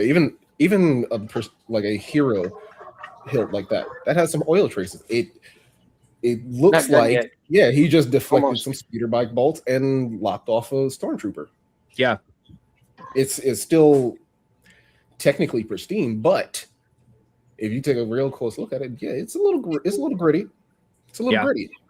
Same thing with the episode 4 Graflex, gritty because it's a relic, and then episode 5 you get the same relic, slightly more updated, but he's still an irresponsible Padawan. right. Like you get jumped by a Wampa. For whatever the reason, the Wampa decided to preserve your saber in snow and ice. I still want to know who decided to write that scene, because that just made no sense.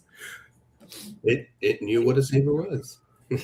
Apparently. It's like the deleted scene where the stormtroopers they're like walking through the base and they like open the door and it just like reaches out and grabs one and pulls them back into the door.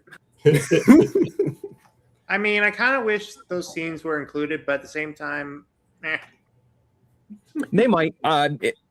If I remember hearing correctly, through the grapevine, they were going to be re-releasing the original trilogy at some point with the OG cuts. So who knows? We might get some of that. You know what they need to do for this the pilots in Return of the Jedi for the Battle of Endor? Most of them were female pilots, and they just dubbed over male voices. That would be nice. Which one? The A-wing pilots? Yeah, some of them. Yeah. They were chicks. Yeah. I would really love to see like maybe a limited series or a one season of just straight all female pilots.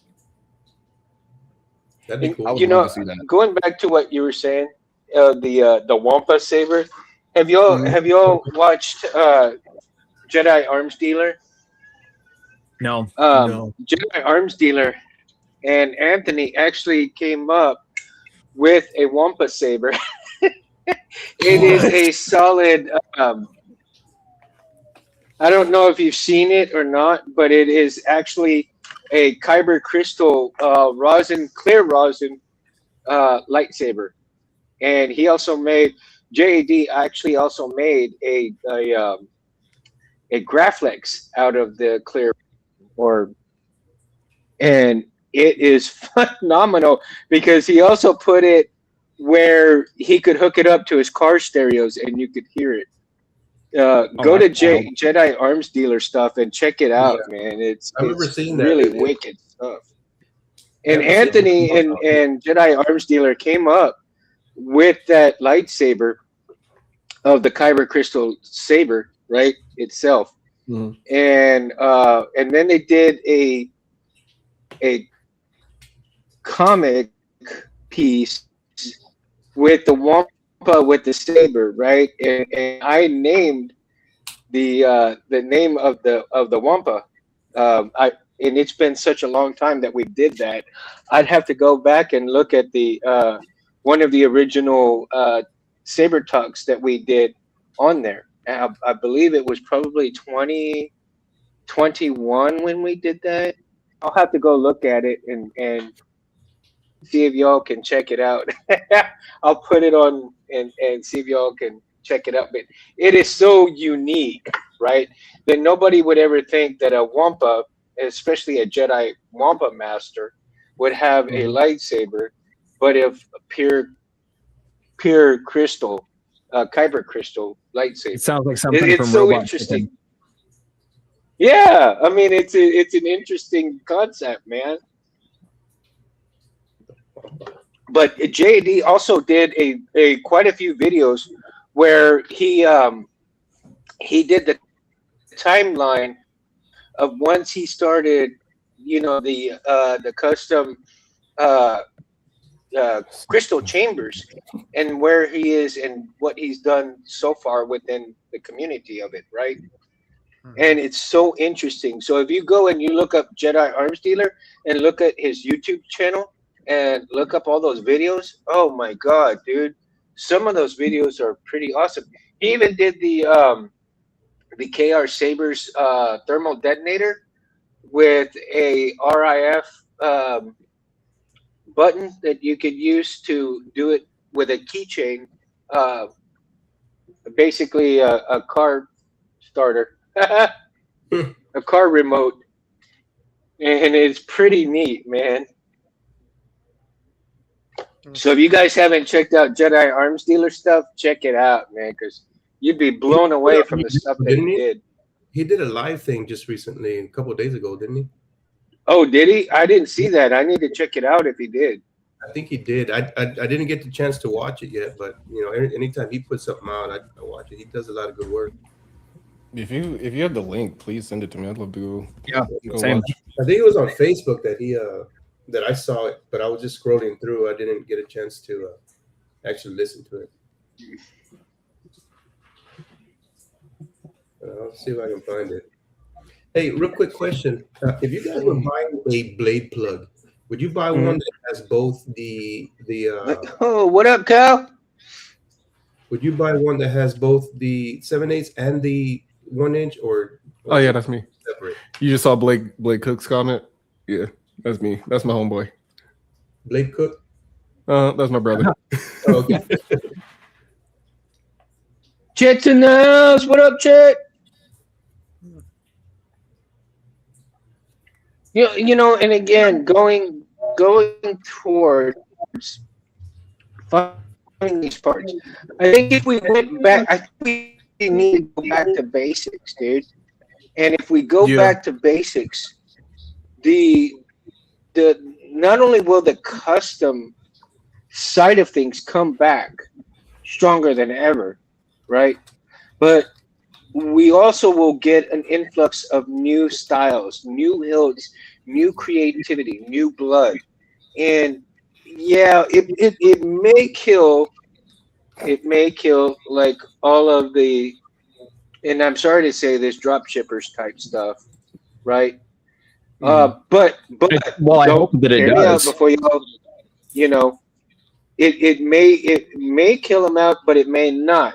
It may put him on the back burner. So I mean, I say you know if what it I kills- mean? If it kills the majority of the drop shipping business, but not the more successful ones like Vader Sabers, Rebel Sabers, and whatnot, I'm fine with that. Like Neo Sabers, I want them Yeah, I second that. like Yeah, I third that. I third that. I think we do need some of the drop shippers. mostly the ones in the US. The ones in Europe and Asia, that's a different story. Yeah. Especially I feel like in the US UK ones and- are too plentiful. There's Yeah. too There are many. way too many. Yeah, there are. I agree. It's not only just too many, but there's also one, they ain't selling anything different than what the next vendor Exactly. is selling. And it's also not enough to go around. Yep. It's just All not. it does is make us all equally poor. You know, if I want to come up with a new design, I need the capital to be able to do that. And if, you know, Mhm. I'm offering the TXQ, the Nexus catalog, and I use those funds to then put out more custom stuff, the less sales that I make, the less money I have to make new stuff for people. So it washes. It sucks, but it is what it is.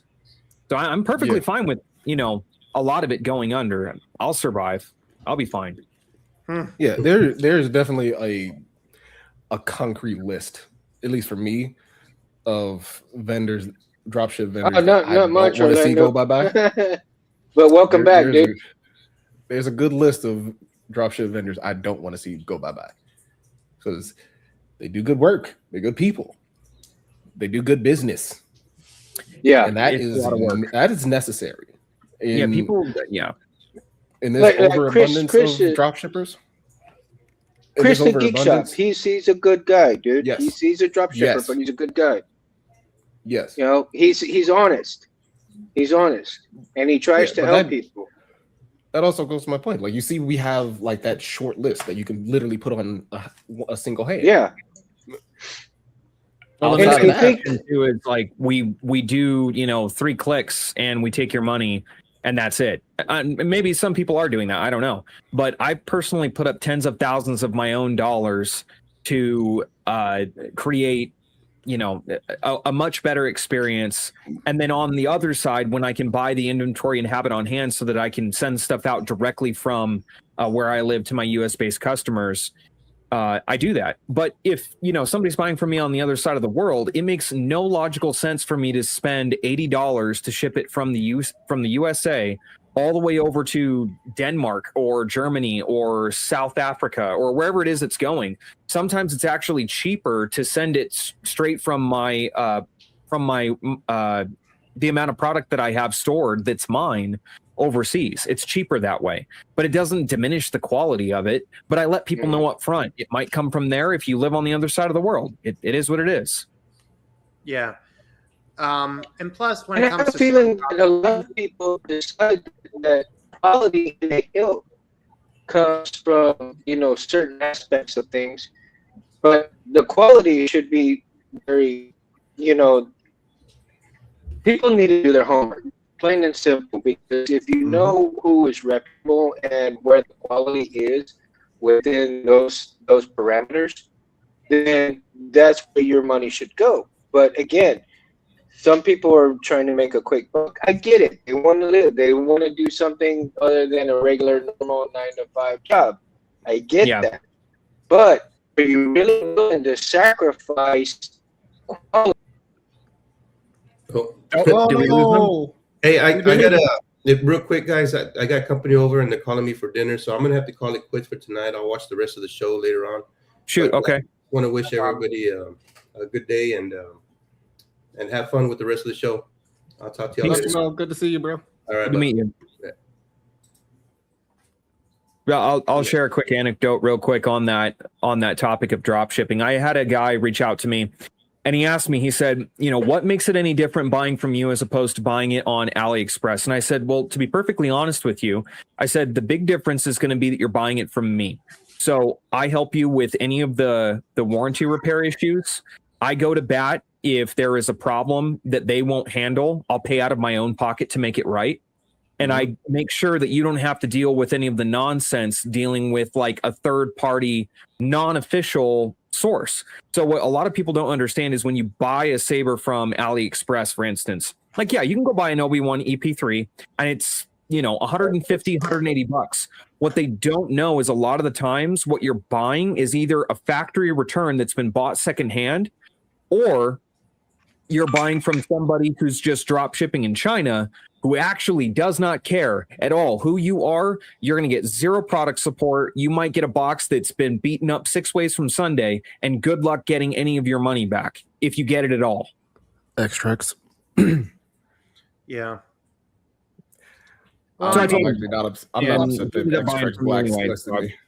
Plus, I mean, well, I will say though, if you know a good installer, at least if you drop ship buy 89 sabers from a drop shipper, at least you can send it to them and they won't screw you out of your money, like James from Mountain Sabers. Sorry guys, can you all hear me right now or not? Yeah, we can hear you. Okay, so I do apologize. This thing is ridiculous. I think there's a windstorm that's going on right now. But to your point, Gareth, about drop shipping an MT89, one of the things that I'm working towards right now is designing, like I said, my own custom chassis that'll have accent LEDs. It'll be Profi 3.9, 26 millimeter bass speaker. So it'll be like all of the premium stuff that a lot of people want. And it's going to be really, really nice looking. So it'll be like a Goth 3D. It won't be nearly as high end as that. I don't want to promise that. But it's going to be much better than just your drop-in core from Nexus or TXQ. And it's going to be affordable, and you'll have the option to have the custom saber fonts that I provide that will be installed on it, so that when you buy it, you can just drop it straight in and it will be a plug and play. Is this for 89 sabers or for just... Oh, good night, Mo. Do it for everything. I didn't know you were going out, dude. Sorry. Okay. One thing, well, I mean... Yeah, I would like to talk about that later because sure thing. Yeah, I made a deal with Chris Geek Shop, and I'll talk about it later. Yeah, no problem. But no, my plan is to do it for the custom stuff that I have made from the different suppliers that I work with, and then also to offer it as a drop-in core for people with just your standard, like an SNV4. Looking to see if I have one laying around. But yeah, you could just drop it in. That's the goal. We won't have that ready at launch. At launch, it'll be something more akin to a drop-in core for my own custom stuff. But yeah. Speaking of the new cores, did you hear about the whole Xeno V4 thing? I have. I don't know how flow-through is going to work on a double-ended USB-C. That I'm a little leery about that. I am too. I'm a little bit interested. I'm interested in how, like, I heard from Johnny Collado of Dark Wolf that it's like has an onboard AI or something. Yeah, I don't know. I don't know too much about it. I just know it seems like a great idea in theory. And also, one thing I am curious AI about is so overrated. What I am curious about is whether or not the soundboard will take the soundboard files that's already been done for Xeno 3. Like, I'm sure it will. I'm sure to be backwards compatible. That would be such a dumb decision to not make it backwards compatible for all their previous customers. That would be completely tone deaf. But hey, it's China, so. Well, I mean, yeah, but I think AI is so overrated too, because everybody thinks that AI has this and that, but AI is the same thing. You put garbage in, you get garbage out. I mean, it's not. Well, no, it's not by no means perfect. I think it's sort of. From what I understand, the AI is like sort of like you can like tell the AI to switch different settings and whatnot. Like, for example, that would be useful. More of an algorithmic function than anything. Like you could tell it to switch sound fonts instead of having to do the button thing, which would be nice. Especially, I could just pop in a core and just Yeah, exactly. If they go in and just change it all instead of just making it more smooth and flawless, I agree. I don't want to have to rebuild things either. That's kind of why I've been going with the Profi stuff. Yeah. Now, I do like the fact that you can go and do different cores and or one single core, and it goes into 4 or 5 different hilts, right? Because you do diminish the amount of stuff that you have, right?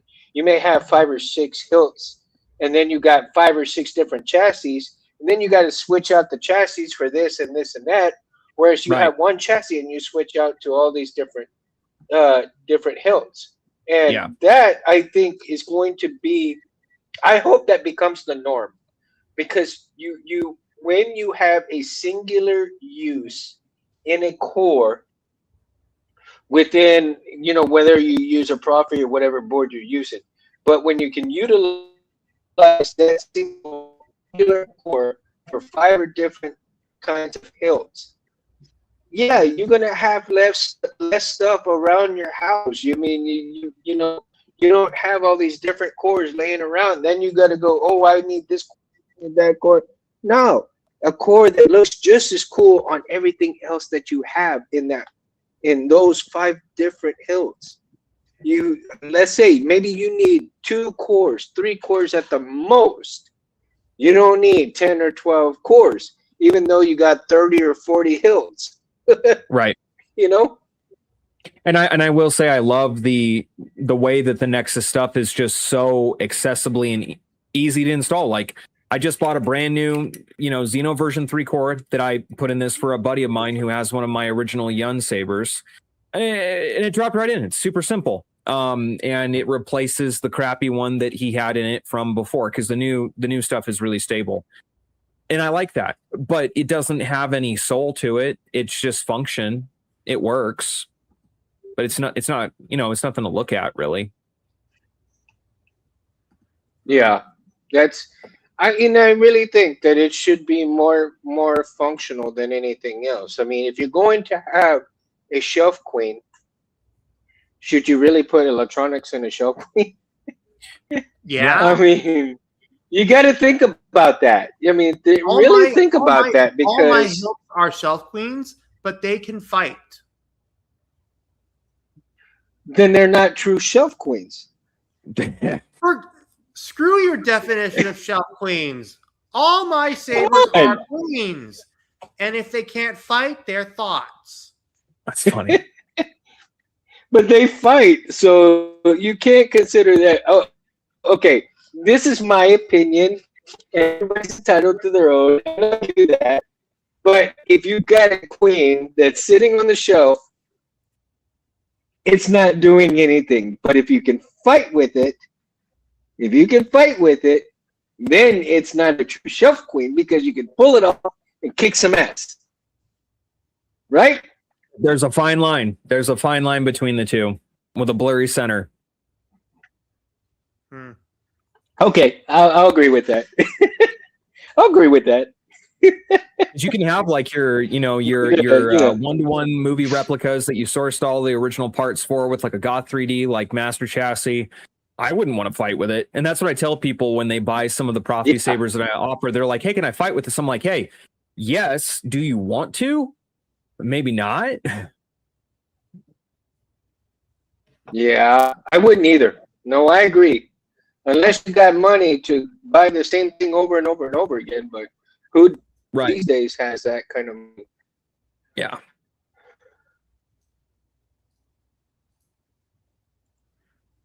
Yeah, I agree. But for me, I mean, if I'm going to have a shelf queen, maybe one. Okay, let me rephrase that, dude. Maybe one shelf queen that you can put electronics to. Let's say you start up with your phone, right? So you can use that. You start it up with your phone, and it's on the. You don't have to touch it, but you've got some guests over. They are Star Wars fans just as you, and it becomes a conversational piece on the shelf that you can light it up and start talking about. So. Barris, I'll retract my original, shelf queen comment, and we'll go with that. Okay.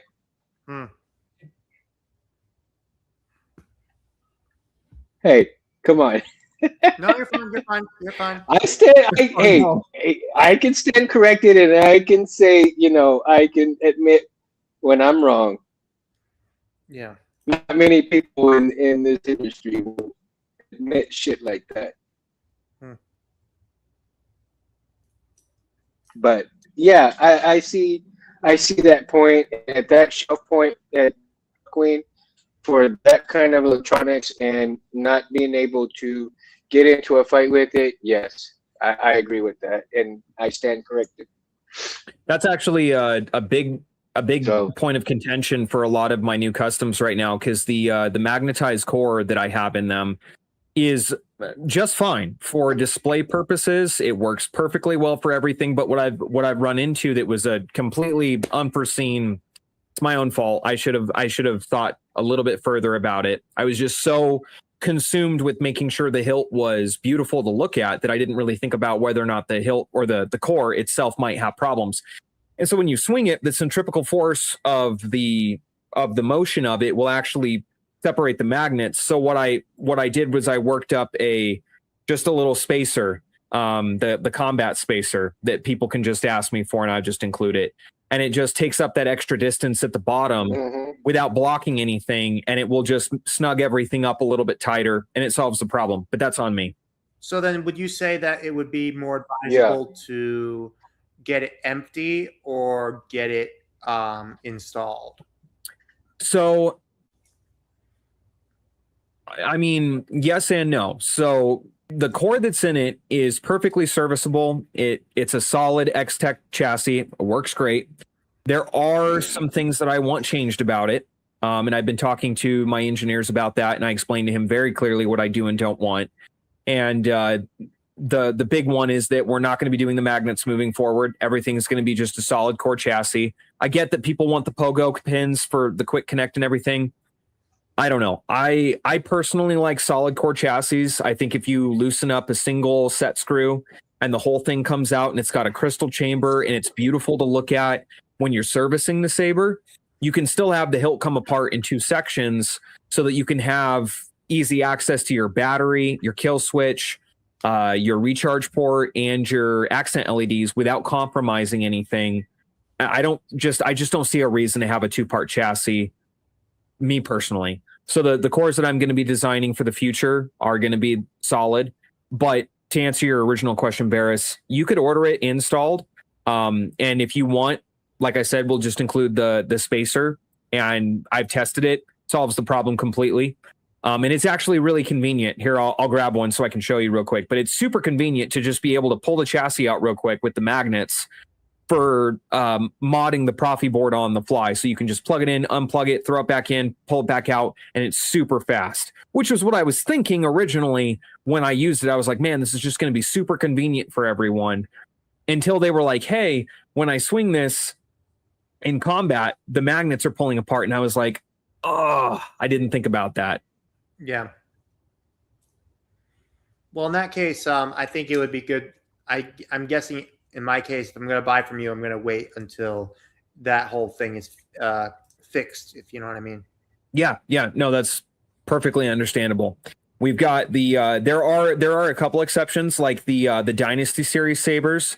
I'm redesigning the Jason Solo and the Anakin Solo, but the Ben Skywalker that's out right now does utilize the magnet system, but it's a lot further up in the hilt and it doesn't suffer from the same issues. So I actually was helping a guy who recently purchased a Ben Skywalker from you, and it looked like he bought the newest one, but he also bought one of the older. I saw that. That was unfortunate. I wish he would have asked me, because I would have told him it's not Nexus compatible anymore. But yeah, but I mean, but I'm just hoping that other customers are able to learn about that going forward. Oh yeah, for sure. But yeah, it's just been. I just feel like when it comes to collecting, you get so obsessed that I sort of forgot just how life can be, that sort of thing. Oh yeah. Like I got just so self-absorbed that I just need to just take a break. I do too. I mean, I run things over here, and it's very difficult to take a step back and not be so consumed with what I'm working on that I lose sight of, my wife and my kids, and just the things that are most important, but I try to be there present for my customers. Yeah. I mean, I have nothing without you guys. First. So family first, bro. Yeah, but it's a tough line to walk. When I got, I have my suppliers are on the other side of the world, so I got to stay up till 1, 2 o'clock in the morning, be up by 6. So I have to talk to them to get problem solved, go to bat, get my customers' replacements sent out, and then, wake up the next morning and I've got people messaging me, asking me questions about this, that, and the other. So it's a lot, but I'm not complaining, just being honest. It is. And one of my gripes, and I do say this, and because I'm not in that position that you are right now. Right. Eventually, I'd like to become a installer and do my own things. But at the same time, I want to make sure that people have to understand that, such as yourself, people have regular jobs on top of what you're already doing. And, oh yeah. Family and your regular job comes first. And they have to understand that you can't. Yes, they're paying. I understand that. They do need to give some time. Because you have a life as well. Do you have kids? Do you have kids? I do, shit. Yeah. My wife is pregnant with our second right now. Oh, mazel tov. Okay, cool. Mazel tov. Congratulations. So again, people have to understand that with that kind of situation, you have to give that person time. Doing it, and I was one of those people that didn't understand with the installs until I started doing them myself, right? And so again, when I learned to do installs myself, I didn't understand what it took for people who were already installers to do, and the time that it took, and the patience, and this and that. And so I was telling myself, why is it so much money, and what is the reason that they can't do it in this amount of time? And when I started finally learning and doing installs myself, I kicked myself in the ass, because I found out what an installer goes through and the time that it takes to install a saber, and the amount of respect that I have for the installer now, right? And I'll tell anybody, because if you do not know how to do it yourself, you do not know what the installer goes through, especially if they have their primary job on top of that, then they have a family life on top of that. You have to take that into account for when they're getting your stuff done. Yes, you're paying for things, but be a little patient. They'll get it done, but they want to do it right. And I'm not going to lie and pretend like I've not screwed things up, because I have. Everybody who's in this business at some point is going to fumble the ball, and they're going to screw up somehow. I've done it, and I'm not proud of it, but it is what it is. It's a learning, it's a learning curve. All I ask for from my customers is just the grace to either A, make it right, or to do better in the future with things. So like I had a guy who ordered one of my Yun sabers, and it arrived with some defects on the hilt. So I had him send it back to me. I got him a new one sent out. I had it brought to me first so I could do a quality inspection on it, because I didn't trust the warehouse to do a good enough job. And then I sent him a video of it before I shipped it to him. I haven't done it yet, because I told him that I'm also going to download the new blade styles that I've been writing for the custom sound fonts that are on it. So yeah, I do the best I can, but I can only speak for myself. And that's anybody, and people should understand that you try to do the best you can. Yes, there are a few others out there that don't, that they just want that quick book. But the real ones, such as yourself, the honest ones, such as yourself, those are the people that they need to understand. Hey, okay, I'm gonna take your time. You'll get it right. You know what I mean? And again, for somebody who, hey, no worries, KB. Uh, Somebody like myself, uh, I have the utmost respect for installers now more than ever because of me learning to install a Saber. And for those that have not learned how to install a Saber, you cannot really complain too much because you have to understand of what they go through in making it right for you. They're going to make it right for you. They're going to do it right, but you got to give them that time. Yeah, You got to give I'd them say time the- to do it right. And if you're in a Probably hurry one- for it, if you're that much in a hurry, buy a drop shipping Saber that already works out of the box. Because the thing is that kind of scenario and somebody who's installing it and trying to do it right for you is way different if you're in that much of a hurry. So again, and that's why I have a lot of stuff that plead is with made you. through the main distributors like Nexus and TXQ, because I need to know for my customers when they buy one of my custom lightsabers that's a original design from myself or like an EU saber. I need to know that when I send it to them that it's going to be 100% perfect. Because I'm putting, not only am I putting my reputation on the line with every sale, but I took their money. I owe them something. I owe them a functional working saber. They trusted me with that purchase. They could have gone with somebody else, but they came to me. So I try to treat every single customer that way. And there are people who fall through the cracks. It happens, but it's gotten easier as the orders have diminished because there's just so many drop shippers. I've been able to work with the workflow's evened out, and I don't have a ton of people that work for me. I've just got, my main guy who does my he does my CAD work. I'm the mad lad who just comes up with the concepts. And then I have my my shop overseas that will do my independent stuff. And then I have Nexus and TXQ. So Who do you have on customer That's support? cool. sorry, what was that? Who do you have on customer support? So customer support is yours truly. Yeah.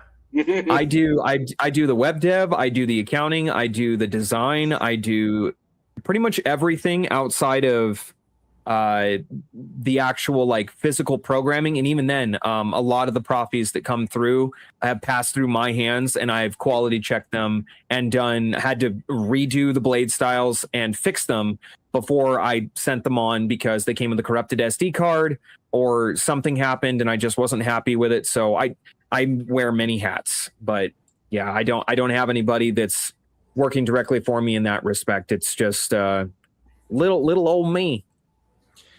Hey, chat, this is So why people, be you patient, go to please. reputable vendors. You'll get a good saber. Just be patient.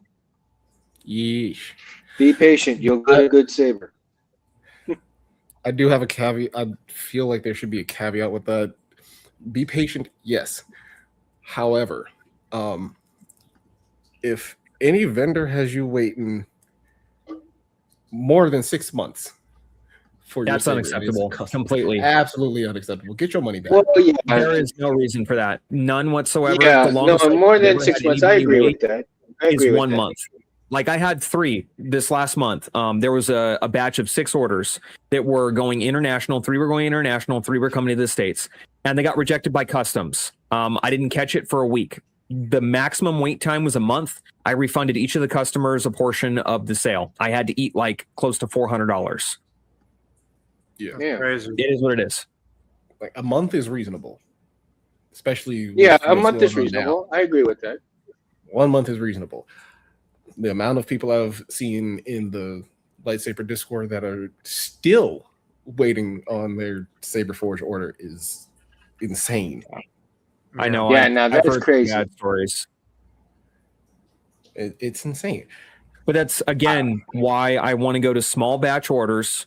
I want to go to one-off custom. So like I'll let you guys know, and whoever is in the chat for all the the people who are interested. I'm going to be doing the GI Joe, Storm Shadow, and Snake Eyes katanas, and those are going to be probably limited at 50 when they're I'll make 50 of them when they're gone. If people want more, I'll make more, but I want to keep it small because I want to manage the orders and I don't want them to get chaotic and out of control. I'm going to do the same thing for the Connor McLeod saber. There's only going to be 100. When they're gone, they're gone. And if people want more, then I'll make more. But what I don't want to happen is where I take orders for things that don't exist. I will never take your money for something I don't have. It will never happen. Yeah. I don't know who would do that. I can't wait to see that. Yeah. I can't wait to see the McLeod, the McLeod one. Hey, me too. Luke, Connor McLeod. real quick, Yes. just wanted to point this out to you. Go to your ROM coda on your website and look at the description of the product. Going there now.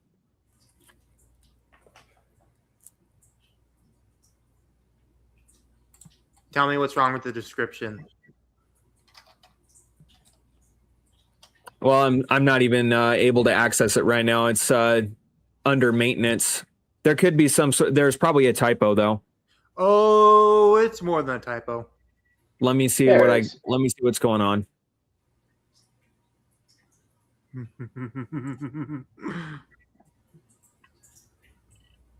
Oh.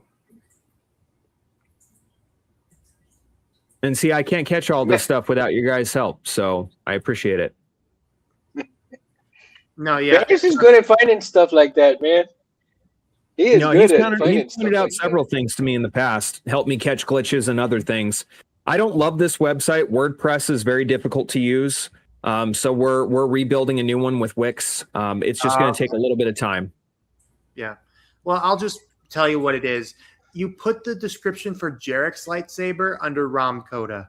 Oh, shit. All right, I'll get that fixed. I skimmed fully past that. I'm on the website right now looking at it and read them, and I fully skipped past who it is. Thank you for pointing that out. I'll get that fixed. Man, Barris is the bro. Saber looks beautiful though. He can pick out stuff like that quick. Well, I like to be attention to details.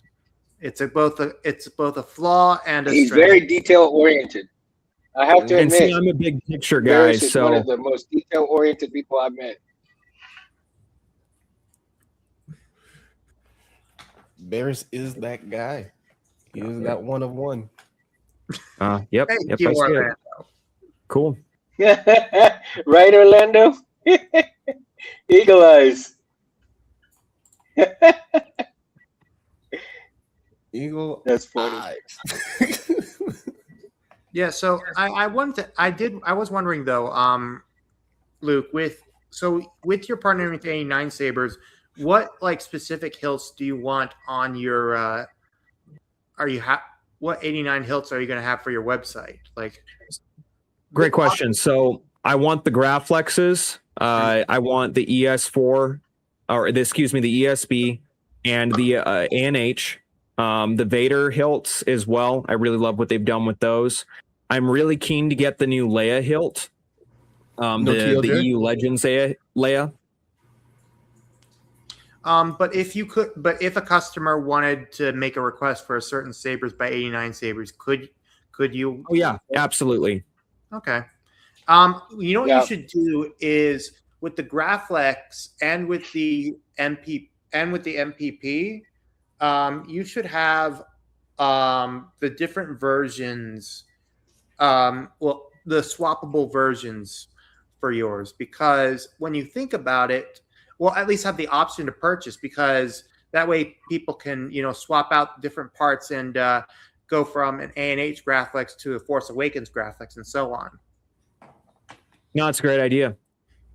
I believe they called it the Graflex Supreme. Yeah, the one that had the master chassis in it, right? Yeah, but this one Okay. is the one where you can basically swap out the different parts and whatnot for just being able to do that. I mean, I have it with my Nexus graphics, and They it have a is power of perfect. attorney. I will say how the sausage is made. 89 Sabers is not what they used to be. They've had to downsize quite a bit, and that's actually a good thing because they're more willing to work with smaller vendors like myself. That being said, there is a waiting log for like custom requests.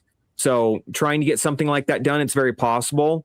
You just have to give me some time to make it happen. Yeah, that's one of the problems, especially with Chris's Geek Shop. Like, for example, I'm trying to get the clamp to finish my Graphics Supreme, the Rise of Skywalker clamp and bottom part. And I know that the parts from 89 Sabers will fit, but it's just taking a bit, and he hasn't heard back from his rep about it. Yeah, sometimes, this is again how the sausage is made. I know a lot of people don't really care, but when there is any kind of festival or holiday in China, we could be waiting days, and we have to stay up. If you're on the western half of the world, you have to stay up until they are around to answer your questions, which could be 2 o'clock in the morning, 3 o'clock in the morning before they get to their computer, go through their list of questions for the day. Or, if you're dealing with a middleman who's like a sales rep instead of working with the factory directly, God, you might not get an answer for a week. Yeah. It sucks. It really sucks. But I have really good reps that I work with that I've been working with for a really long time. And I've had to let them have it with both barrels occasionally, where I've just told them, like, your customer service for me personally is, it's garbage. I use stronger language, but it's absolutely terrible. And I've told them too, like, I paid you money that my customers have paid me in order to get this problem solved. Like, you better damn well fix it and make it right today. And it's, I try not to get too worked up about it, but I feel like I'm going to give myself an ulcer dealing with these people some days. Understandable. That's low key how I got blacklisted from X-Truck Sabers. They did not want to honor the warranty. Yeah, so I've ringed them out after complaining to James. Yeah. Who was it again? What was the name of that? X-Truck Sabers on Alley. X-Track? X-Trex. X-Trex. I'll have to look them up. I send me the link for that. Got you. What I might do is, with the order that I put in with Chris Geek Shop, I might ask him to just forego getting the clamp and whatnot, have him refund a part of it, and then I could order it. I could ask Vader Sabers, since they have a really large surplus of Graphics parts, maybe they could get me that or something. Yeah. The last hilt that I'm gonna get. Well, I've got an Annie and a Star Killer coming from Chris, hopefully soon. But I'm not in a hurry for him, so I can wait till he sends it out and stuff. I know he's been super busy with a lot of things. Do you want a V2 to complete the Star Killer collection? No, I'm good with only one Star Killer. That is it. I gotta get this thing either fixed or send it to somebody to build me a new chassis. Oh yeah. Matter of fact, chassis for the Star Killer. It was a perfect question for Luke. Do you install the Profis yourself? Like sometimes. So if you do, how do you deal with the cram foo for a 1-inch diameter interior? Aegis, that's for you. Oh, sorry. So a lot of the time I have the chassis pre-built for me. Like I said, I don't do the actual like installs myself. That's one thing that I would love to do, but between being a dad and my full-time job, I do not have the time for that right now. So what a lot of the times what I'll do is I'll have them made for me, and then I'll have them brought in, and then I'll just quality inspect everything and then put them together as you get them and then ship them off. Okay. Sounds pretty reasonable, man. Scott, I'm looking at the website right now. That was a auto-generated, just like a most suggested from WordPress when I made the website. I'm looking for it right now, though, because that shouldn't be there. I don't believe there should be anything about a power of attorney at all. Somebody snuck it in. Well, like I said, it was just an auto-generated like disclaimer policy that WordPress made for me for the website. So Yeah. Totally understandable. You can't control those things sometimes because when they put things in that, unless you're right there looking at it at the generation of it at that moment, you won't catch it. It'll be just automatically generated. all right, But, cool. Going back to found parts, let's take one last little stab at the topic here. So again, going back to found parts, if we go back to doing not installs, but little sabers from pipe sabers or so forth. Again, from Home Depot, Lowe's, or any hardware store, maybe even Ace, right? And you find those type of pipes. Well, let's say you have a lathe and you decide that you're going to make your own hilt. Again, building your own saber parts with a lathe and parts from Home Depot and so forth could exponentially again bring life back to what we had, what the magic of lightsabers were back in 2017 when it really hit hard and everybody started making custom hilts. And so with that, we still have seen some of the chassis that have been made out of copper, copper pipes. We've been seeing chassis that are 3D printed, but the chassis that are out of different materials as well, and rosin cores, rosin materials, but in copper. But there's so many other things that you can utilize to increase the found part availability. Go, like I said, you can go to any electronics store and cut things out, use a jigsaw, use whatever you can to make the part available to you, and to add that authenticity of the found parts within your saber. Greeblify the hell out of it if you can, if you will. If you were, that gung ho about it. If not, employ somebody to do that kind of work for you. You can also go to a machine shop and have them basically make a part for you that you're wanting to get made to put on your saber. Now, again, utilizing the stuff from TCSS, you would have to find out what the threading is and make a part from a company, and to see if that part would work and fit together. Other than that, again, going back to those home CNC machines that are coming out like wildfire right now, and it's got people in an uproar that like, oh shit, I can make my saber parts, I can do this, I can do that. But if you know how to utilize those cam the cam software. I can't use the cam software. I don't know how to do that. I would have to learn how to do that, and that would take me a long time. I'm dyslexic, and it'll take me a long time, but I can do it. And eventually I'll do it. And I had thought about that because I have a lot of ideas that I can't get out. And maybe I'll find somebody who decides they want to hear and maybe we can collaborate or something, and they can have my designs and bring them to life. I don't know. We'll see. But there's all kinds of different things that I want to get out of my head that I can't. But maybe I need to find somebody who can help me do that because I just don't have that kind of capital.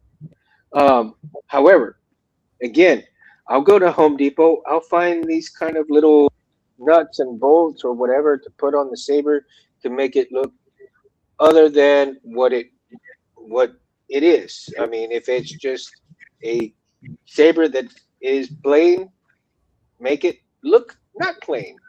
3D print a part, make it look different.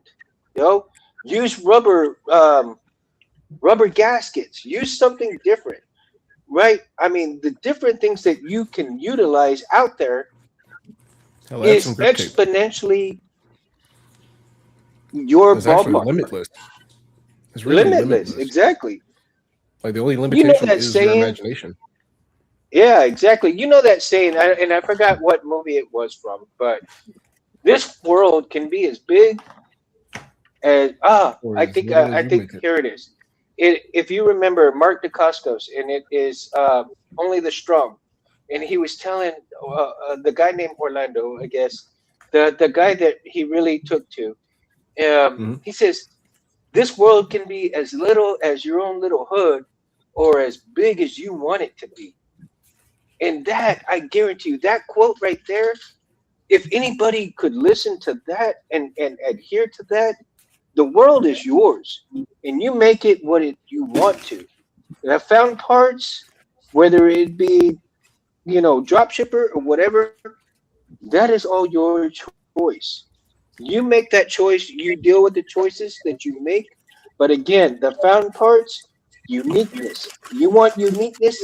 Do your homework. Don't just go to whatever. Have a little, don't be a sheep. Really get a sketch pad. But again, it's your choice. And everybody's choice. One thing that I do ask, respect the choices. No matter how small or big that they do, respect the choices. A lot of people may not have the funds that other people do. So whatever they order, respect what they have, because they may not be able to get what this other guy gets. We're all brothers and sisters, and we have fun in this Star Wars world. We get away from the real world. And again, respect the differences, because that is the important point of found parts, whether good, bad, it doesn't matter. Respect the differences. And I like the old saying goes, if you ain't got nothing nice to say, don't say nothing at all. Agreed. Yeah, you can keep it to yourself. Yeah. Hey, so on that note, guys, I'm gonna have to peace out. I got some dinner to eat, and I want to see my wife for a little bit before the end of the night. So thank you so much for inviting me. Yeah, I've had a great time. Yeah. Thank you so much. And again, I'm sorry, Barris, I didn't mean to. It would be great if we could have you back on future shows, Luke. I mean, I would love to join. It's been great just chilling and hanging out and talking shop. I enjoy it. And I get to meet all of you guys. So yeah. You're welcome anytime you want to come on. And don't feel like you have to come on, okay? Never feel you have to come on, but there's always an invitation for you. And Barris, we can try to get him into Saber Talk on there. And that way when I put the link in there, when he gets into the group, I can send the link, and you will always have the link right there, buddy. Okay. Thank you so much. Okay. Sincerely. Thank you. Oh, you're welcome. I mean, yeah. And so we're gonna go ahead and close up shop tonight too. And may the force be with you guys. Again, like and subscribe, Aegis Sabers. Like and subscribe to their website.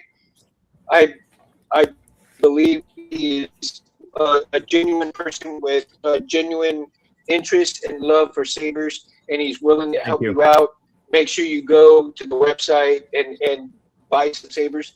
I think I'm gonna go ahead and buy some from him when I get a chance. I will No, say my as a matter of fact, shop is a little bit more polished. So the website's kind of a mess. You know, I have to be and honest. so yeah, so Barris and KB, go ahead and tell your information, buddies, so we can.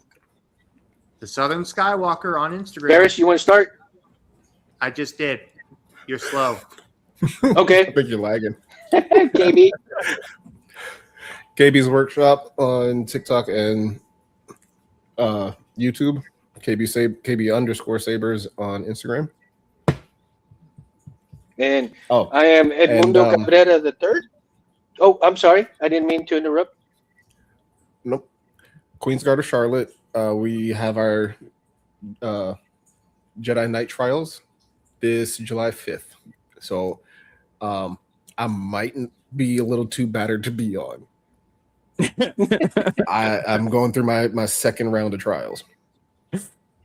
I'm already knighted in one form. I'm going for 2 more. And I am But on that Edmundo note- Cabrera the third. You can find me under Instagram and Facebook. You can also find this this video feed under the Mundo 7007 on Instagram. And again, if you need to email me, my email is e_Cabrera CABRERAIII @yahoo.com. That is my email, and you're more than welcome to email me and have a chit chat with me. I'll do the best that I can to get back with you whenever I can. Again, Facebook and Instagram, I'm on there. Hit me up, friend me, whatever you want to you like. And may the force be with you guys. Really I cool. thoroughly enjoyed all of this tonight, and may you all have a great and blessed week throughout this week. Really quick as we close out. Master Allen of Level Up Sabers lost his best friend last year, and it's the first year of grief for him, and I just wanted to raise sabers up for the fallen. Oh, okay, cool. I was gonna do the Crate Slayer light up, but I think the battery's dead.